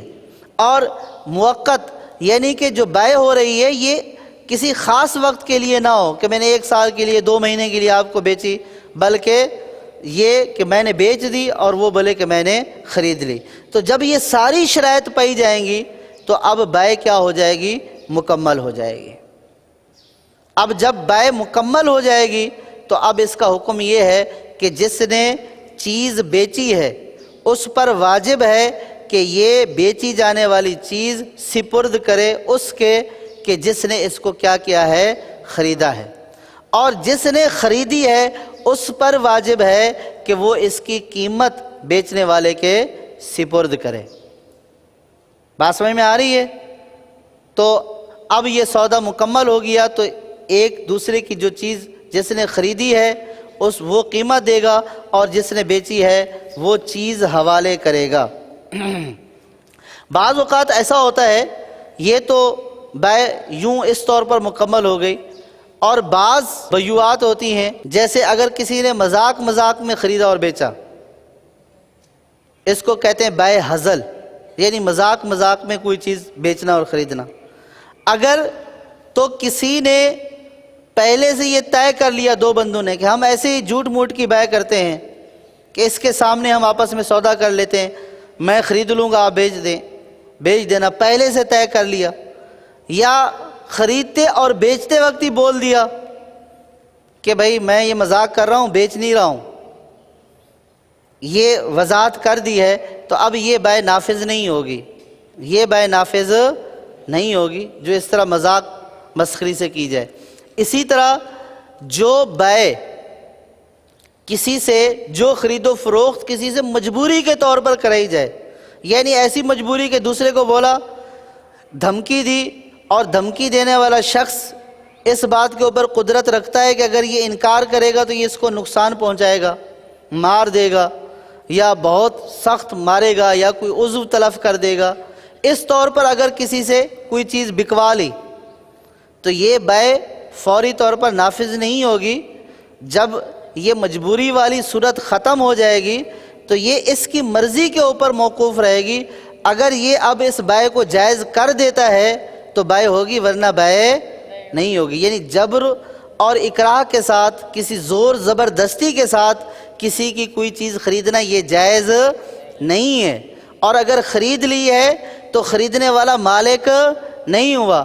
اگر خریدنے والا یہ بولے کہ اس نے تو مجھے بولا تھا کہ میں نے آپ کو چیز بیچی اور میں نے بولا تھا میں نے خریدی، بس خرید و فروخت میں یہی ہوتا ہے کہ وہ یہ بولے کہ میں نے بیچ دی اور میں یہ بولوں کہ میں نے خرید لی، بس سودا پورا ہو گیا۔ نہیں، جو کسی کو مجبوری کے ساتھ کوئی چیز بکوائی جائے تو وہ خریدنے والے کی ملکیت میں نہیں آتی ہے، یہاں تک کہ جب تک وہ مجبوری اس کی ختم ہو جائے، جب تک کہ وہ خود واضح طور پر یہ نہ بول دے کہ ہاں میں راضی ہوں، اس وقت تک یہ شخص اس چیز کا مالک نہیں ہوگا۔ بہت ساری چیزیں ہمارے معاشرے میں ایسی بھی ہوتی ہیں کہ جو لوگ زور زبردستی سے بکوا دیتے ہیں۔ اب جیسے حالات تھے پچھلے دنوں، لوگوں کی فیکٹریاں لوگ اس طرح بکوا دیتے تھے کہ فیکٹری بیچو، نہیں تو پھر ہم جو ہے وہ یہاں پہ یہ کر دیں گے، یہ چیز بیچ دو، تمہارے لیے اچھا یہ ہے کہ یہ چیز ہمیں بیچ دو۔ کسی کی چیز پسند آئی، ایسے نہیں لینی تو زور زبردستی سے اس سے بکوا دینی کہ بھئی یہ کوٹھی بیچ دو ہمیں، یہ بنگلہ بیچ دو، نہیں تو پھر اس کے اوپر قبضہ ہو جائے گا۔ تو اب وہ شریف آدمی اس زور زبردستی کی وجہ سے بیچتا ہے، اور دھمکی دینے والے ایسے لوگ با اثر ہوتے ہیں کہ جس کو پتہ ہوتا ہے کہ اگر یہ بات نہیں مانوں گا تو یہ میری چیز چلی جائے گی، اس طور پر چیز بیچی جاتی ہے بعض اوقات۔ لیکن جو خریدنے والے ہوتے ہیں ان کو اس بات کا لحاظ رکھنا ضروری ہے کہ یہ زور زبردستی سے بیچ رہا ہے یا اپنی رضامندی سے بیچ رہا ہے۔ قرآن پاک میں ارشاد فرمایا مگر یہ کہ تجارت تمہاری باہمی رضامندی سے ہو۔ اگر تجارت باہمی رضامندی سے نہیں ہے، جبر و اکراہ کے ساتھ ہے، تو پھر یہ سودا مکمل نہیں ہوگا، نامکمل رہے گا، بیچنے والے کی مرضی کے اوپر موقوف رہے گا۔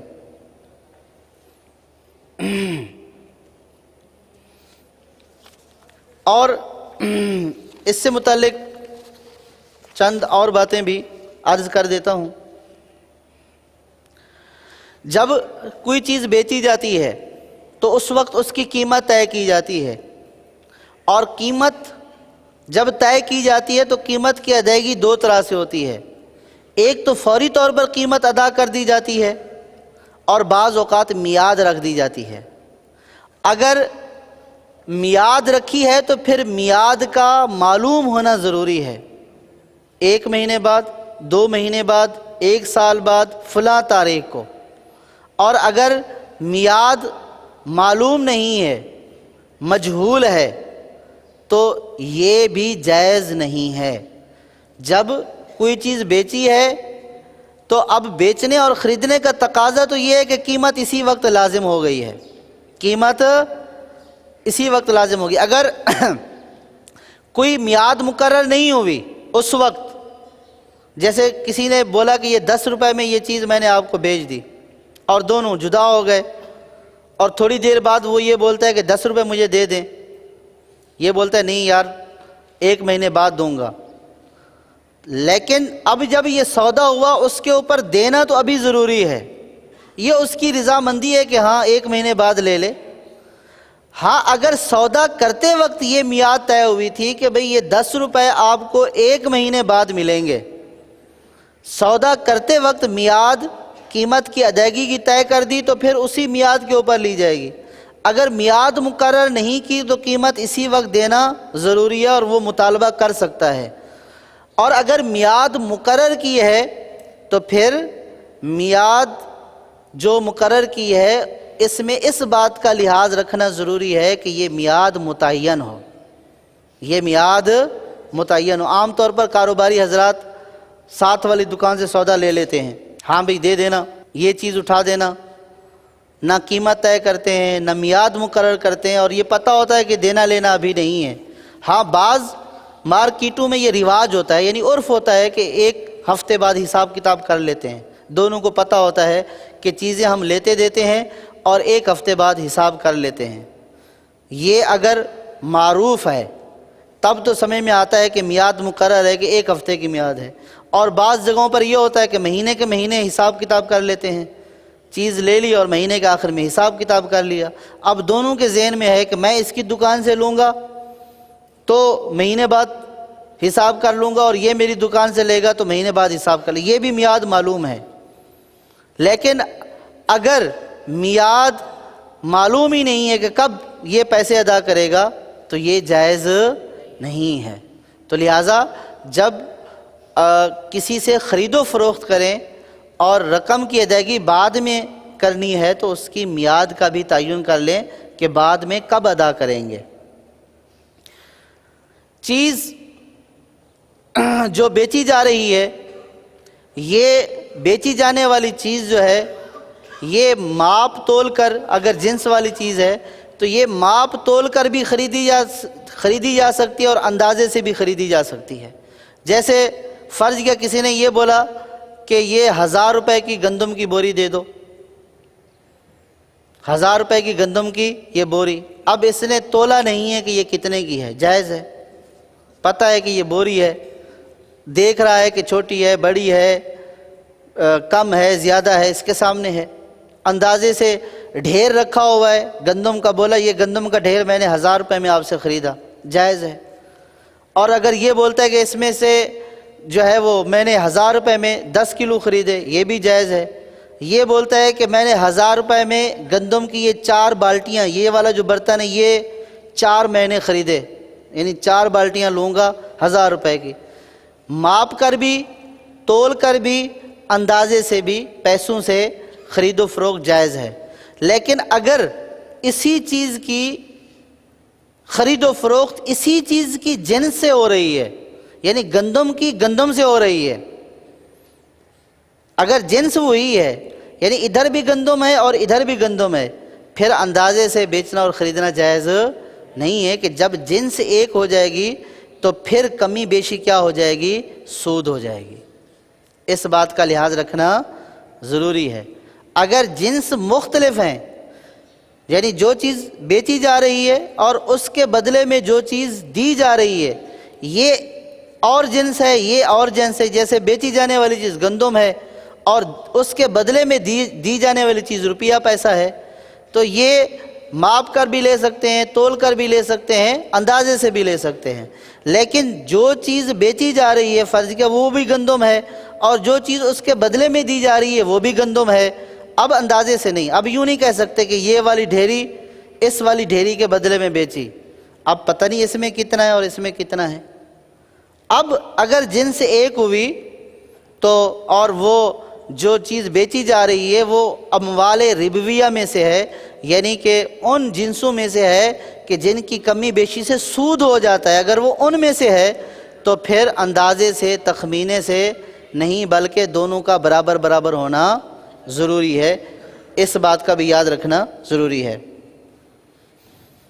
یہ کچھ بنیادی باتیں تھیں جو میں نے بتا دی ہیں، یہ بھی تعارف تھا۔ ہو سکتا ہے کہ بہت ساری چیزیں سمجھ میں آئی ہوں، بہت ساری چیزیں سمجھ میں نہ بھی آئی ہوں، اور اگر ہر ایک کی مکمل طور پر دو چار مثالیں بیان ہو جاتی تو شاید زیادہ سمجھ میں آ جاتا۔ اب وقت اتنا نہیں ہوتا کہ ایک ہی چیز کو جو ہے وہ اس کی مثالیں ہی بیان کرتے جائیں، تو پھر وہ زیادہ سمجھ میں آتا ہے۔ تو جتنا بیان کیا ہے یہ بیان بہار شریعت میں بھی موجود ہے، خرید و فروخت کا بیان اور خرید و فروخت سے متعلق قرآنی آیات، احادیث پاک، تاجر کے بارے میں، تجارت کے بارے میں اور کسب حلال کے بارے میں، اور پھر یہ جو چیزیں بیان کی ہیں کہ خرید و فروخت، ایجاب و قبول یعنی قیمت، ثمن، مبیع یعنی بیچی جانے والی چیز، ان کے پورے سارے کے سارے احکام موجود ہیں۔ تو جو افراد تجارت کرتے ہیں ان کا ان چیزوں کو سمجھنا ضروری ہے کہ اس میں بھی بہت ساری چیزیں ایسی آئی ہوں گی کہ جو شاید ہمارے علم میں نہ ہوں، ہم نے سنی بھی نہ ہوں کہ ایسا بھی ہوتا ہے، یوں بھی ہوتا ہے۔ تو کہیں ایسا نہ ہو کہ ان چیزوں کا علم نہ ہونے کی وجہ سے ہم ناجائز کا ارتکاب کر رہے ہوں۔ اور یہ تو جو میں نے بیان کیا یوں سمجھیں کہ سمندر میں سے صرف ایک چھینٹا ہے، اور یہ تو پوری آگے اس کی بیوعات کی یعنی کہ خرید و فروخت کی کئی اقسام ہیں۔ تو یہ تو ایک مختصر سی ایک گھنٹے کی کلاس میں پوری چیز بیان نہیں ہو سکتی۔ تو پورا بیان جو ہے بہار شریعت کا جو 11واں حصہ ہے، 11واں حصہ بہار شریعت کا، یہ پورا خرید و فروخت سے متعلق ہے۔ تو اس کے لیے آپ وہ حصہ لیں اور اس کو پڑھتے رہیں، اور پھر اپنے پاس ڈائری رکھیں۔ جو نہیں آتا ہے سمجھ، ظاہر ہے کہ ہر بات سمجھ میں آ جائے ضروری، جو نہیں آ رہی نہ سمجھ اس کو نشان لگاتے رہیں۔ پھر جو سمجھنے والا ہو، عالم ہو اور ان مسائل کو سمجھتا ہو، تو پھر وقت نکال کر اس سے وقت لے کر آپ اس کے پاس پہنچ جائیں کہ جی میں نے یہ شروع سے شروع کیا تھا اور یہ چیزیں مجھے سمجھ میں نہیں آ رہی، یہ کیا ہیں۔ تو یوں اگر آپ بتدریج پڑھتے رہیں گے تو آپ کی اس معاملے میں علم بڑھتا رہے گا اور چیزیں آپ کے دماغ میں آنا شروع ہو جائیں گی اور آپ سمجھنا شروع ہو جائیں گے۔ اور اگر صرف آپ یہاں سے سن کر چلے گئے تو پھر آپ یہی بولیں گے کہ یار بہت مشکل چیز تھی، کوئی بائع ہوتی تھی، کوئی سمن ہوتا تھا، کوئی مبیع ہوتا تھا، پتہ نہیں کیا کیا باتیں کر رہے تھے، تو یہ پھر مشکل ہو جائے گا۔ تو یہ اس کے لیے اب یہ ہے کہ اب آپ جاتے ہوئے مکتبۃ المدینہ سے بہار شریعت کا 11واں حصہ الگ سے بھی ملتا ہے، غالباً چھپا ہوا تو ہے، الگ سے دستیاب ہو تو الگ سے لے لیں 11واں حصہ، اور اس کو تنہائی میں پڑھتے رہیں۔ اگر جو ہے وہ گاڑی میں یا دکان پہ بیٹھے بیٹھے گاہکوں کو ڈیل کرتے ہوئے پڑھا تو پھر بھی آپ کو مشکل لگے گا، بولے کہ بہت مشکل باتیں لکھی ہوئی ہیں۔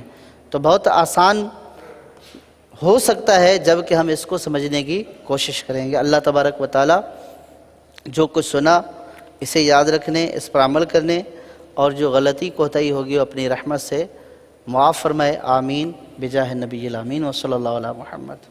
حضور یہ پرچی موصول ہوئی ہے کہ آپ نے اپنے بیان میں مجہول کا لفظ استعمال کیا ہے 2-3 مرتبہ، تو اس کا معنی بیان فرما دیں، مجہول سے کیا مراد ہے؟ مجہول یعنی ایک چیز معلوم ہوتی ہے کہ یہ 1 2 3 4 کتابیں رکھی ہوئی ہیں، اور ایک چیز معلوم نہیں ہوتی ہے کہ بھئی کتنی ہے، جیسے قیمت مجہول ہو، قیمت مجہول سے مراد یہ ہے کہ اس کا پتہ نہ ہو کہ کتنی قیمت بیان کی گئی ہے۔ جیسے یہ بولا کہ جیسے میں نے مثال دی کہ بعد میں دیکھ لیں گے، لے لیں گے، کوئی مسئلہ نہیں ہے یار، آپ چیز لے جاؤ، کر لیں گے۔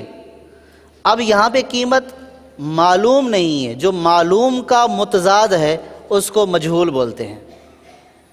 ایک چیز معلوم ہوتی ہے نا، ایک چیز معلوم نہیں ہوتی ہے۔ جو چیز معلوم نہیں ہوتی ہے وہ کیا ہوتی ہے؟ مجہول ہوتی ہے۔ جی السلام علیکم ورحمۃ اللہ وبرکاتہ۔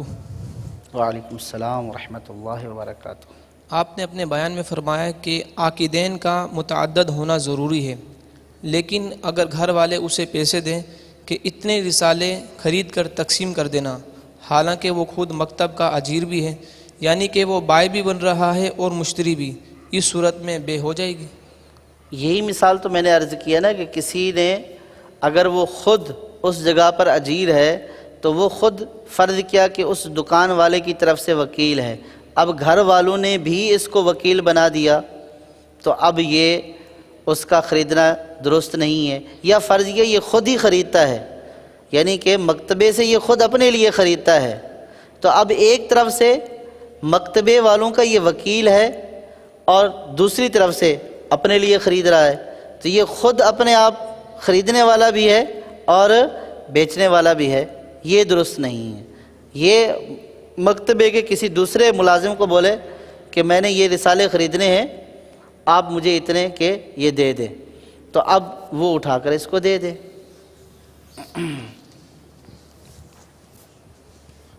السلام علیکم ورحمۃ اللہ وبرکاتہ۔ وعلیکم السلام ورحمۃ اللہ وبرکاتہ۔ حضور یہ ارشاد فرمائیے کہ بعض لوگ بروکری کرتے ہیں اور وہ اس شے کے مالک نہیں ہوتے، پھر بھی اس چیز کے پیسے لیتے ہیں، ان کا یہ پیسے لینا کیسا؟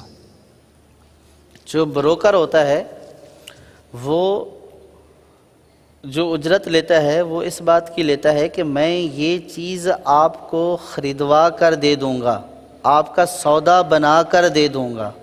بروکر خود سے کوئی چیز نہیں بیچ رہا ہوتا ہے، بروکر دو پارٹیوں کے درمیان ڈیل کروا رہا ہوتا ہے۔ تو جو بروکر لیتا ہے پیسے تو وہ بیچنا اور خریدنا وہاں پہ نہیں ہوتا، بروکر جو اپنی سروسز دے رہا ہے ان سروسز کی خدمات لے رہا ہے، یعنی جو سروسز اس نے مہیا کی ہیں کہ اس کے پاس گیا ہے، اس کو بولا ہے کہ یار پارٹی لگی ہوئی ہے، آپ یہ چیز اتنے کی دے دیں، اور پھر خریدنے والے کے پاس گیا ہے کہ وہ اتنے کی دے رہا ہے، یہ جو آپس میں رابطہ کرواتا ہے، اس کے لیے یہ جو کوشش اور ٹائم اپنا خرچ کرتا ہے، ایفرٹس کرتا ہے، یہ اس کی جو ہے وہ بدلہ لیتا ہے۔ بروکر کچھ خرید اور بیچ نہیں رہا ہوتا۔ پھر جب پارٹیاں آپس میں راضی ہو جاتی ہیں تو پھر ایک خریدنے والی پارٹی ہوتی ہے اور ایک بیچنے والی پارٹی ہوتی ہے، بروکر کا اس سے کوئی تعلق نہیں ہوتا، بروکر دونوں کے درمیان رابطہ کرواتا ہے اور اس رابطے کی اجرت لے لیتا ہے۔ اچھا، ایک تو یہ صورت ہے، ایک یہ صورت ہے کہ بعض بروکر جو ہے وہ خود بھی اس طرح بولتے ہیں کہ ہاں ٹھیک ہے آپ مجھ سے چیز لے لیں، ان کو پتہ ہوتا ہے کہ فلاں کے پاس فلیٹ ہے یا فلاں کے پاس مکان ہے، وہ سامنے والی پارٹی کو یقین کرانے کے لیے بولتا ہے کہ ٹھیک ہے آپ کا میرے ساتھ سودا ڈن ہو گیا، میں آپ کو اتنے میں دوں گا، ٹھیک ہے نا، یہ تو ایک وعدہ ہو گیا۔ سودا یوں ڈن کیا کہ ہاں ٹھیک ہے آپ کو 4 بیڈ والا جو ہے وہ فلیٹ چاہیے، وہ میرے پاس ہے، بروکر یوں بول رہے تھے وہ میرے پاس ہے، وہ میں نے آپ کو فرض کیا کہ 20 لاکھ روپے میں بیچ دیا، میں نے آپ کو بیچ دیا، اس نے بولا خرید لیا، ایگریمنٹ ہو گیا۔ اب وہ جا کر کسی اور سے وہ خریدتا ہے اور اس کا سودا کر لیتا ہے، تو اب جس وقت اس نے خرید و فروخت کی ہے اس وقت یہ اس چیز کا مالک ہی نہیں ہے، تو جب یہ مالک ہی نہیں ہے تو یہ کیا چیز بیچ رہا ہے، یہ جائز نہیں ہے، کیونکہ شرط میں جو بیع کی شرائط میں سے ایک شرط یہ بھی بیان کی گئی کہ جس چیز کو بیچ رہا ہے اس کا مالک ہو۔ تو بعض بروکر یوں کرتے ہیں، اگر یوں اس نے کیا کہ اس کو پتہ ہے کہ وہ چیز فلاں جگہ پہ رکھی ہوئی ہے یا فلاں کے پاس ہے، میں اس سے سودا کر لیتا ہوں، وہ ڈیمانڈ کر رہا ہے، فرض کیا کہ میں جو ہے وہ 20 لاکھ لوں گا اور اس سے میں سودا کر لیتا ہوں 25 لاکھ کا، تو اب چیز اس کے پاس نہیں اور اس نے سودا کر دیا، یہ ایک الگ صورت ہے. اور چیز وہ خریدوا کر دے گا، اس سے بات کرے گا پارٹی سے، اور پارٹی بعد میں بیچے گی اور یہ دونوں کا رابطہ کروائے گا، یہ ایک الگ چیز ہے. یہ شرط فرمائیے کہ 1 کلو کی قیمت کم اور 1 پاؤ یعنی 250 گرام کی قیمت زیادہ لیتے ہیں. مثال کے طور پر 1 کلو کی قیمت 100 روپے ہے اور اسی کے پاؤ کی یعنی کہ 30 روپے لیتے ہیں، تو ایسا کرنا کیسا؟ پہلی بات تو یہ ہے کہ جیسے اس نے 1 کلو 100 روپے کا بیان کیا، تو اب اس میں اس نے بولا کہ میں نے 1 پاؤ خریدا، تو یہ ایجاب و قبول میں موافقت نہیں ہے. وہ کلو بیچ رہا ہے اور یہ پاؤ خرید رہا ہے، یوں تو ایجاب و قبول درست نہیں ہوگا. اگر الگ سے ہوا کہ یہ بولتا ہے یار مجھے کلو کی ضرورت تو نہیں ہے، مجھے 1 پاؤ کی ضرورت ہے، آپ ایسا کریں کہ 1 پاؤ مجھے دے دیں. فرض کیا کہ آپ نے جو قیمت بیان کی ہے اس کے مطابق 25 روپے کا بن رہا ہے یہ، تو آپ مجھے 1 پاؤ 25 کا دیں. یہ بولتا ہے کہ 1 پاؤ تو میں آپ کو دے دوں گا لیکن 25 کا نہیں دے سکتا ہوں، یہ 30 کا دوں گا. تو اس میں کوئی حرج نہیں ہے کہ ظاہر ہے کہ چیز جب تقسیم ہو جاتی ہے تو اس کے اوپر بھی اثر پڑتا ہے، اور ایک ساتھ چلی جاتی ہے تو اس کے لیے آسانی ہو جاتی ہے. یہاں پہ کوئی دھوکے والی کوئی چیز نہیں ہے، اس کی قیمت ہے، مال ہے اس کا، اس مال کی قیمت متعین کر کے لے لی اس نے، چاہے 25 کی چیز ہے 30 لے 20 لے، دھوکہ نہ دے، جھوٹ نہ بولے، وہ اس کی مرضی ہے، وہ چاہے 25 کی بیچ دے چاہے 30 کی بیچ دے. تو اب جو سودا ہوا ہے وہ ایسا نہیں ہوا کہ پہلے کلو کا بولا اور اس میں سے پاؤ خرید لیا، بلکہ اس نے بھی پاؤ ہی بولا ہے اور اس نے بھی پاؤ ہی بیچا ہے. بس یہ صرف فرق ہو گیا کہ وہ اگر کلو کے اعتبار سے دے رہا تھا تو کم کی دے رہا تھا، اس میں اس کو پاؤ کم کا پڑ رہا تھا، اور اگر یہ الگ سے دے رہا ہے تو اس کو پاؤ زیادہ قیمت کا پڑ رہا ہے. اور اگر پاؤ متعین تھا اور اس کی قیمت متعین کر دی ہے، بھلے وہ زیادہ بھی ہو گئی ہے، تو اس میں شرعاً کوئی حرج نہیں ہے. بس اس میں اس ایک بات کا لحاظ رکھے کہ چیز دے اس میں نہ تو جھوٹ بولے نہ ہی دھوکہ دے، کہ بھئی یہ چیز ہے ٹھیک ہے، یہ میں نے آپ کو مجموعی طور پر 100 روپے کی دے رہا تھا، لیکن اگر آپ اس میں سے 1 پاؤ خریدیں گے تو یہ میں آپ کو 50 کا دوں گا، یہ میں آپ کو جو ہے وہ فرض کا 25 کا نہیں بیچ سکتا ہوں. تو یہ اس کی چیز ہے، وہ 50 کا بھی بیچ سکتا ہے. صلو علی الحبیب صلی اللہ تعالی علی محمد. الحمد لله رب العالمين والصلاة والسلام على سيد المرسلين أما بعد فأعوذ بالله من الشيطان الرجيم بسم الله الرحمن الرحيم الصلاة والسلام عليك يا رسول الله وعلى آلك وأصحابك يا حبيب الله الصلاة والسلام عليك يا نبي الله وعلى آلك وأصحابك يا نور الله نويت سنة الاعتكاف. الحمدللہ عز وجل ہم اس وقت اس سلسلے میں مدنی قاعدہ اور اس کی تختیاں اور اس کے اندر موجود قواعد ادائیگی کی صورت میں بھی سیکھتے ہیں، قواعد پر عمل اجرا کی صورت میں بھی سیکھتے ہیں. آج جو ہمارا سبق ہے وہ سبق نمبر 10 ہے. قبل اس کے کہ ہم اپنے سبق نمبر 10 کا آغاز کریں، دعا پڑھ لیتے ہیں. صلو علی الحبیب صلی اللہ تعالی علی محمد صلی اللہ علیہ وسلم. اللہم افتح علینا حکمتک وانشر علینا رحمتک یا ذا الجلال والاکرام. صلو علی الحبیب صلی اللہ تعالی علی محمد صلی اللہ تعالی علیہ وسلم. سبق نمبر 10 مدنی قاعدے کی تختی نمبر 10 کی 5 لائنیں 5 سطریں ہم پڑھ چکے تھے، اور ہجے اور رواں دونوں سے ہم اس تختی کو پڑھ رہے ہیں. اور ساتھ ہی ساتھ اس تختی کے اندر موجود قواعد کی بھی دہرائی کی جا رہی ہے۔ آئیے جہاں سے سبق چھوڑا تھا اس سے آگے اپنے سبق کا آغاز کرتے ہیں۔ اعوذ باللہ من الشیطان الرجیم،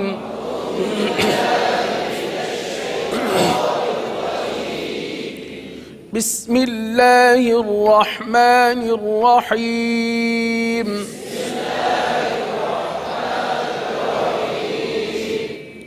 چھٹی لائن کا پہلا کلمہ ہے صلاۃً، اس کی ہجے بھی کریں گے اور اس کو رواں سے بھی پڑھیں گے۔ صاد زبر صا، لام کھڑا زبر لا، صلا صلا، تا دو زبر تن، صلاۃً۔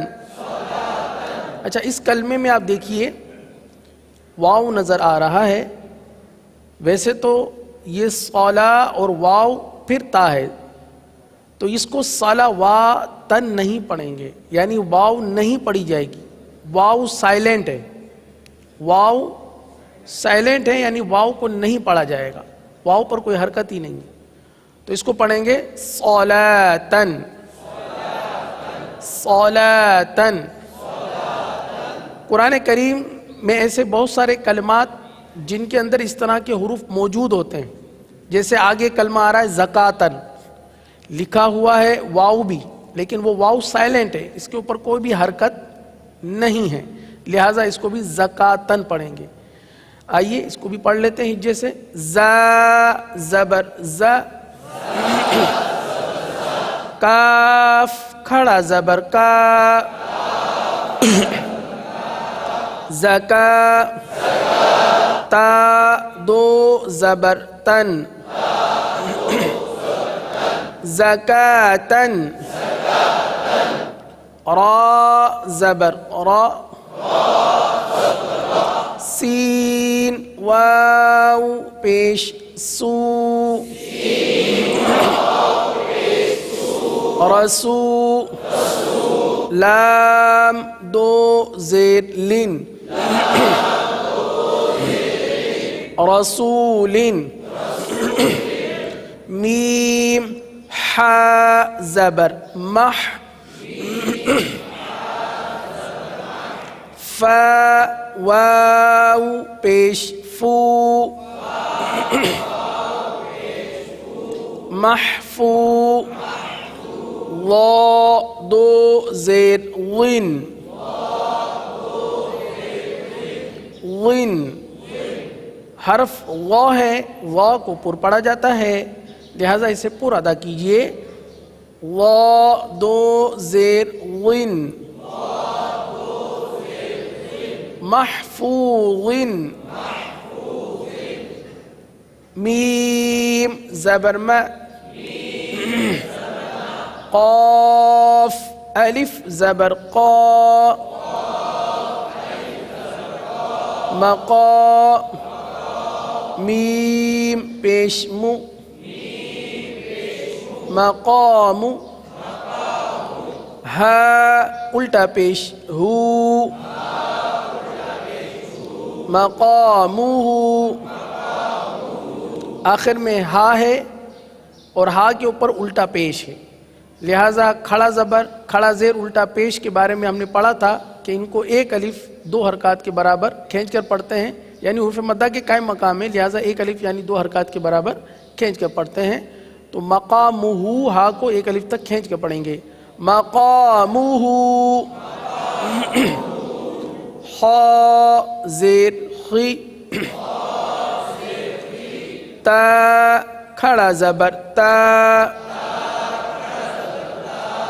خیتا، میم پیش مو،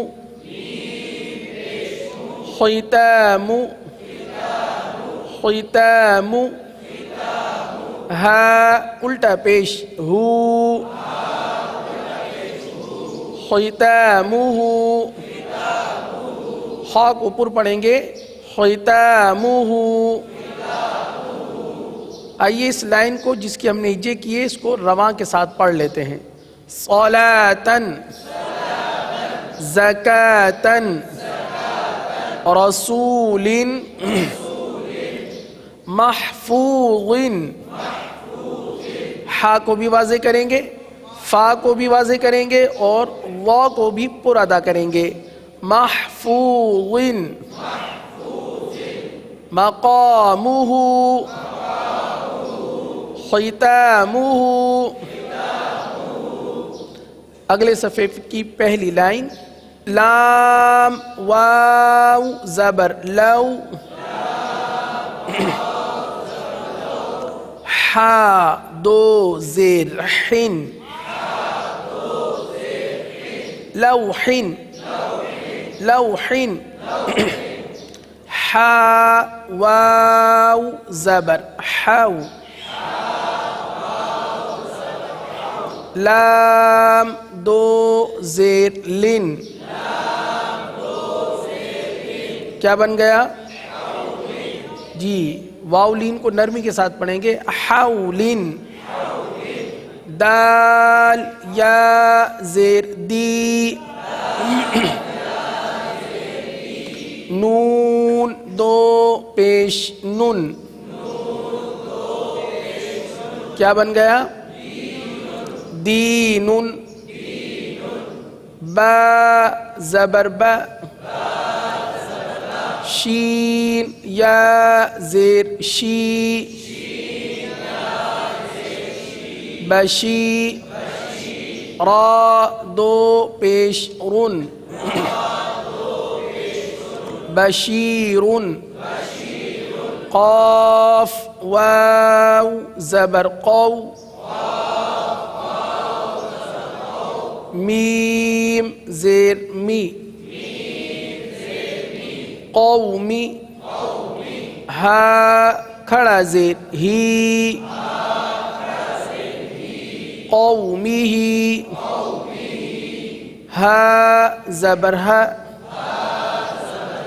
دال یا زبر دئی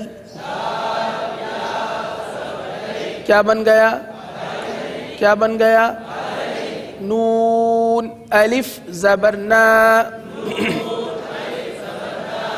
ہدینا ہدینا. با یا زبر بی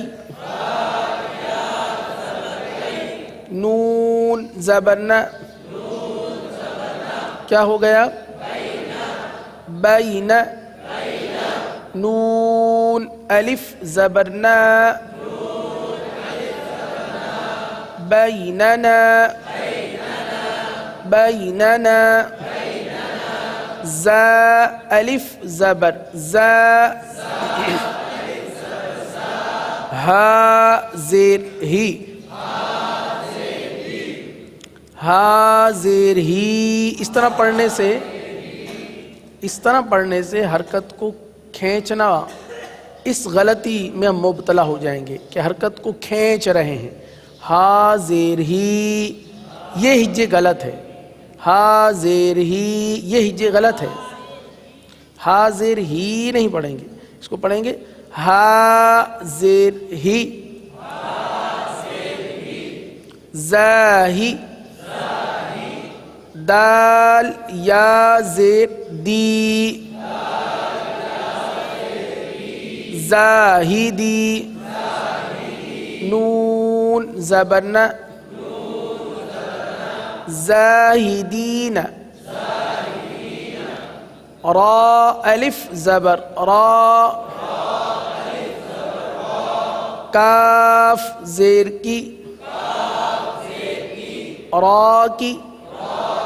عین واو پیش عو کیا بن گیا راکعو. نون زبر نا راکعون راکعون. عین یا زیر عی عی، زیر کی آواز نکالیں گے، عی. سین کھڑا زبر سا، عیسیٰ. میم واو پیش مو، سین کھڑا زبر سا، موسیٰ. صاد پیش سو، دال واو پیش دو، صدو. را زیر ری، صدوری، صدوری. اب اس لائن کی ہم رواں پڑھ لیتے ہیں. بیننا زاہدین راکعون عیسیٰ موسیٰ صدوری. اگلی لائن حمزہ کھڑا زبر آ،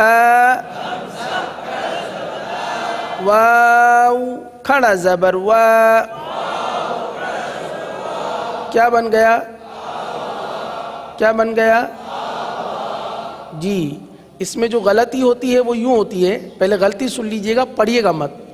آوا یعنی پہلے حمزہ کو نہیں کھینچا، پہلا حمزہ وہ نہیں کھینچا گیا اور واو کو کھینچ دیا، حالانکہ دونوں کھڑا زبر ہے، دونوں کو ایک الف تک کھینچ کر پڑھیں گے. تو اس طرح کی غلطیاں کچھ توجہ نہ ہونے کی وجہ سے ہو جاتی ہے. تو دونوں کی ادائیگی، دونوں کی مقدار ایک ہی ہے، ایک الف تک کھینچ کے پڑھیں گے. آوا،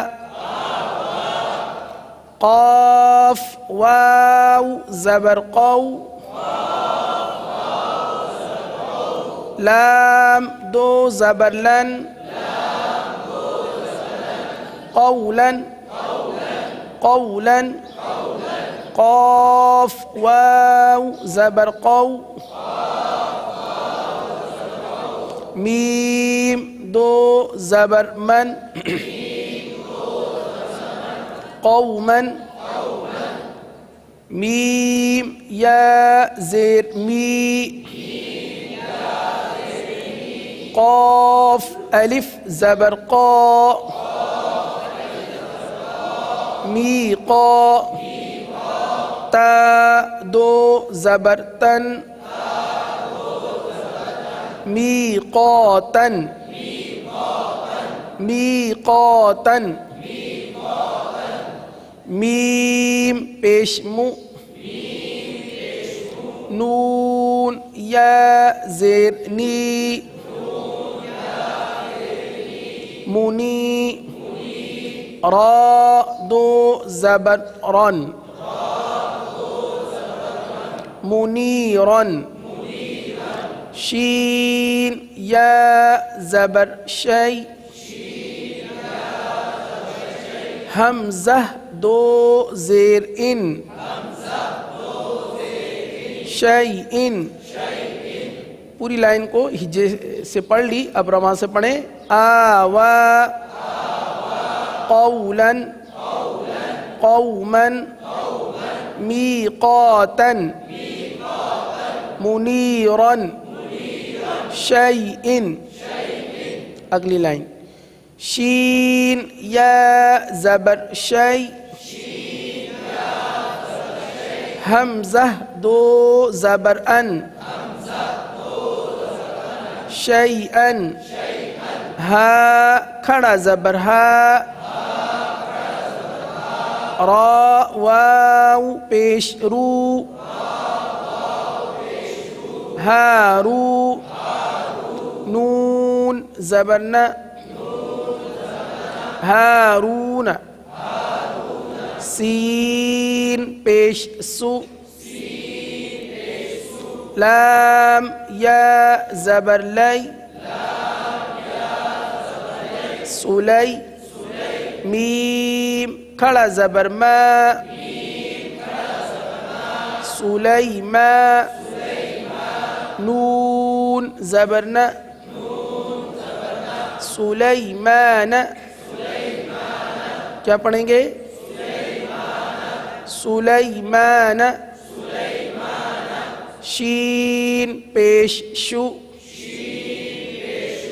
ہا واو پیش ہو. شہو. دال دو پیش دن. کیا ہو گیا؟ شہودن نہیں ہے. ابھی جیسے شہودن کی آواز آئی نا، تو جب شین پہ شو پڑھیں گے تو شین پر ہے پیش، تو شین کی آواز آئے گی شو، تو پورا کلمہ بن جائے گا شہودن. کیا بنے گا؟ شہودن. قاف پیش قو. عین واو پیش عو. قعو. دال دو پیش دن. قعودن. کیا بن گیا؟ جی قعودن. واو زبر و. دال واو پیش دو. ودو. دال دو پیش دن. ودودن. پوری لائن کی رواں پڑھ لیجئے. شیئن. ہارون. سلیمان. شہود. قعود. ودود. الحمدللہ عز و جل مزید 5 لائنوں کا اضافہ ہوا ہے. انشاءاللہ جلد از جلد اس تختی کو ختم کرنے کی کوشش کریں گے. ہمارے اس سیگمنٹ میں ہم نماز کے اذکار بھی سیکھتے ہیں، تو آئیے نماز کے اذکار کا سلسلہ شروع کرتے ہیں. تشہد مکمل پڑھی جا چکی تھی اور آج انشاءاللہ اس کی دہرائی کریں گے، اور دہرائی کے بعد اگلا جو ذکر ہے نماز کے اذکار میں سے وہ ہے درود ابراہیم. انشاءاللہ اس کی بھی ادائیگی کریں گے. پڑھیں التحیات للہ والصلوات والطیبات السلام علیک ایہا النبی ورحمۃ اللہ وبرکاتہ. السلام علینا وعلى عباد اللہ الصالحین. اب یہاں پر بھی توجہ کی ضرورت ہے. جب ہم نماز میں پڑھ رہے ہوتے ہیں اور ہماری توجہ نہیں ہوتی تو شاید ہمارے منہ سے عباد اللہ الصالحین نکل رہا ہوتا ہے. عباد اللہ ہا کی آواز نہیں نکلتی. عباد اللہ الصالحین. عباد اللہ الصالحین. اشہد ان لا الہ الا اللہ.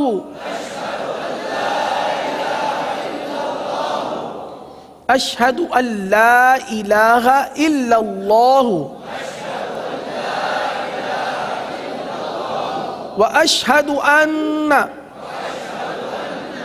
واشہد ان نہیں ہے، بعض پڑھتے ہیں نا غلط پڑھتے ہیں. واشہد ان. واشہد ان. واشہد ان یعنی حمزہ کی ادائیگی جو ہے اس کو حذف کر دیا جاتا ہے. حذف معنی ختم کر دیا جاتا ہے. واشہد ان کو واشہد ان پڑھا جاتا ہے. واشہد ان. اسی طرح جس طرح واشہد ان پڑھا جاتا ہے اس میں ایک اور غلطی بھی کرتے ہیں. واشہد ان کے بجائے واشہد ان پڑھتے ہیں، دال کو نون کے ساتھ ملا دیتے ہیں. تو یہ بھی ایک غلطی ہو سکتی ہے، ہماری ہوتی ہوگی لیکن ہماری توجہ نہیں ہوتی ہوگی. تو اگر پوری توجہ کے ساتھ پڑھیں گے نماز کے اذکار تو پتہ چلے گا کہ آیا ہم صحیح پڑھ رہے ہیں غلط پڑھ رہے ہیں. واشہد ان محمدن عبدہ ورسولہ तशहुद इख्तिताम हुआ इसका। अब इंशाअल्लाह दुरूद इब्राहीम पढ़ेंगे। अल्लाहुम्मा सल्ली अला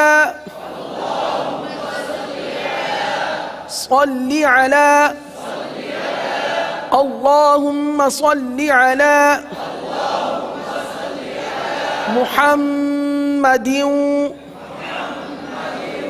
मुहम्मदिन। ज़ेर है, दो ज़ेर है, लिहाजा मिलाकर पढ़ेंगे तो दियूं पढ़ेंगे। दाल वाव दो ज़ेर दियूं, क्या पढ़ेंगे? दियूं, दियूं की आवाज़ आएगी। मुहम्मदिन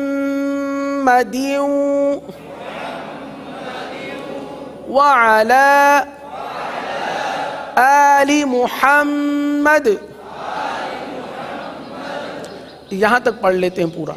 अल्लाहुम्मा सल्ली अला मुहम्मदिन व अला आलि मुहम्मद।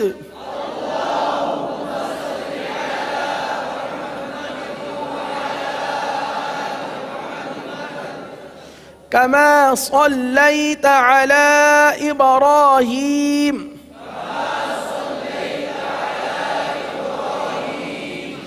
कमा सल्लैत अला इब्राहीम व अला आलि इब्राहीम इन्नका हमीदुम मजीद। अल्लाहुम्मा सल्ली अला मुहम्मदिन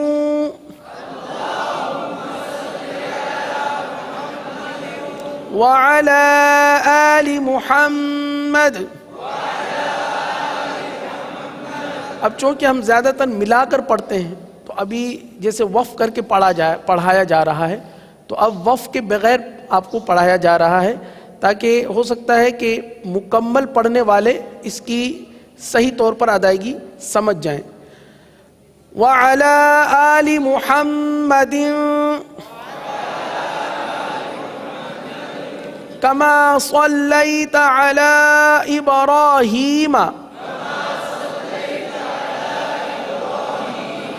व अला आलि इब्राहीम इन्नका हमीदुम मजीद। अल्लाहुम्मा बारिक अला मुहम्मदिन व अला। यहाँ पर भी पढ़ेंगे मुहम्मदिन व अला दियूं व अला। अल्लाहुम्मा बारिक अला मुहम्मदिन व अला आलि मुहम्मदिन कमा बारकत अला इब्राहीम व अला आलि इब्राहीम इन्नका हमीदुम मजीद। इन्नका हमीदुम मजीद। दुरूद इब्राहीम अल्हम्दुलिल्लाह अज़्ज़ा वजल हमने पढ़ने की कोशिश की, इसकी दुरुस्त अदायगी करने की कोशिश की। अल्लाह करीम हम सब को दुरुस्त अदायगी के साथ कुरान पढ़ने और नमाज के अज़कार में भी तवज्जो के साथ इसे दुरुस्त पढ़ने की तौफ़ीक़ अता फ़रमाए। तलफ़्फ़ुज़ की अदायगी से मुतालिक रोज़ाना एक एक ज़िक्र आपके सामने उसको इसकी अदायगी करवाई जाती है। तो आज इंशाअल्लाह सुबहानल्लाह ये ज़िक्र है, तस्बीह है, तो इसको भी दुरुस्त कर लीजिए, इसकी भी अदायगी कर लीजिए। सुबहानल्लाह सुबहानल्लाह।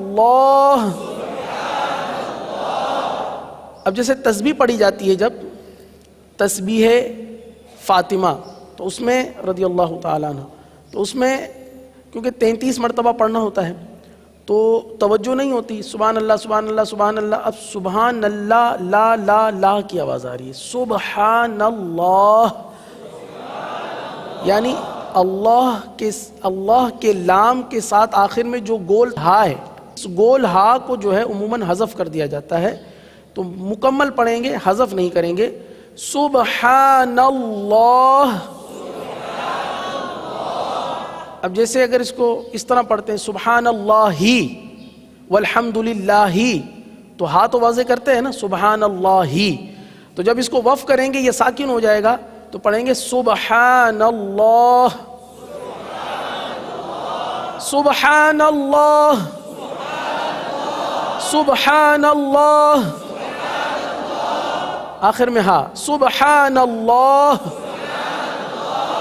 سبحان اللہ۔ اللہ عز و جل ہمیں پڑھنے میں آسانیاں نصیب فرمائے، آمین بجاہ النبی الامین صلی اللہ تعالی علیہ وسلم۔ مجلس کے اختتام کی دعا پڑھ لیجئے، الصلاۃ والسلام علیک یا رسول اللہ وعلی آلک واصحابک یا حبیب اللہ، سبحانک اللہم وبحمدک اشہد ان لا الہ الا انت استغفرک واتوب الیک، سبحانک اللہم وبحمدک اشہد ان لا الہ الا انت استغفرک واتوب الیک، سبحانک اللہم وبحمدک اشہد ان لا الہ الا انت استغفرک واتوب الیک، الصلاۃ والسلام علیک یا نبی اللہ وعلی آلک واصحابک یا نور اللہ۔ گزارے کیسے زندگی، آؤ علماء سے پوچھ لیں، آئے جو مشکل پیش کوئی، آؤ علماء سے پوچھ لیں۔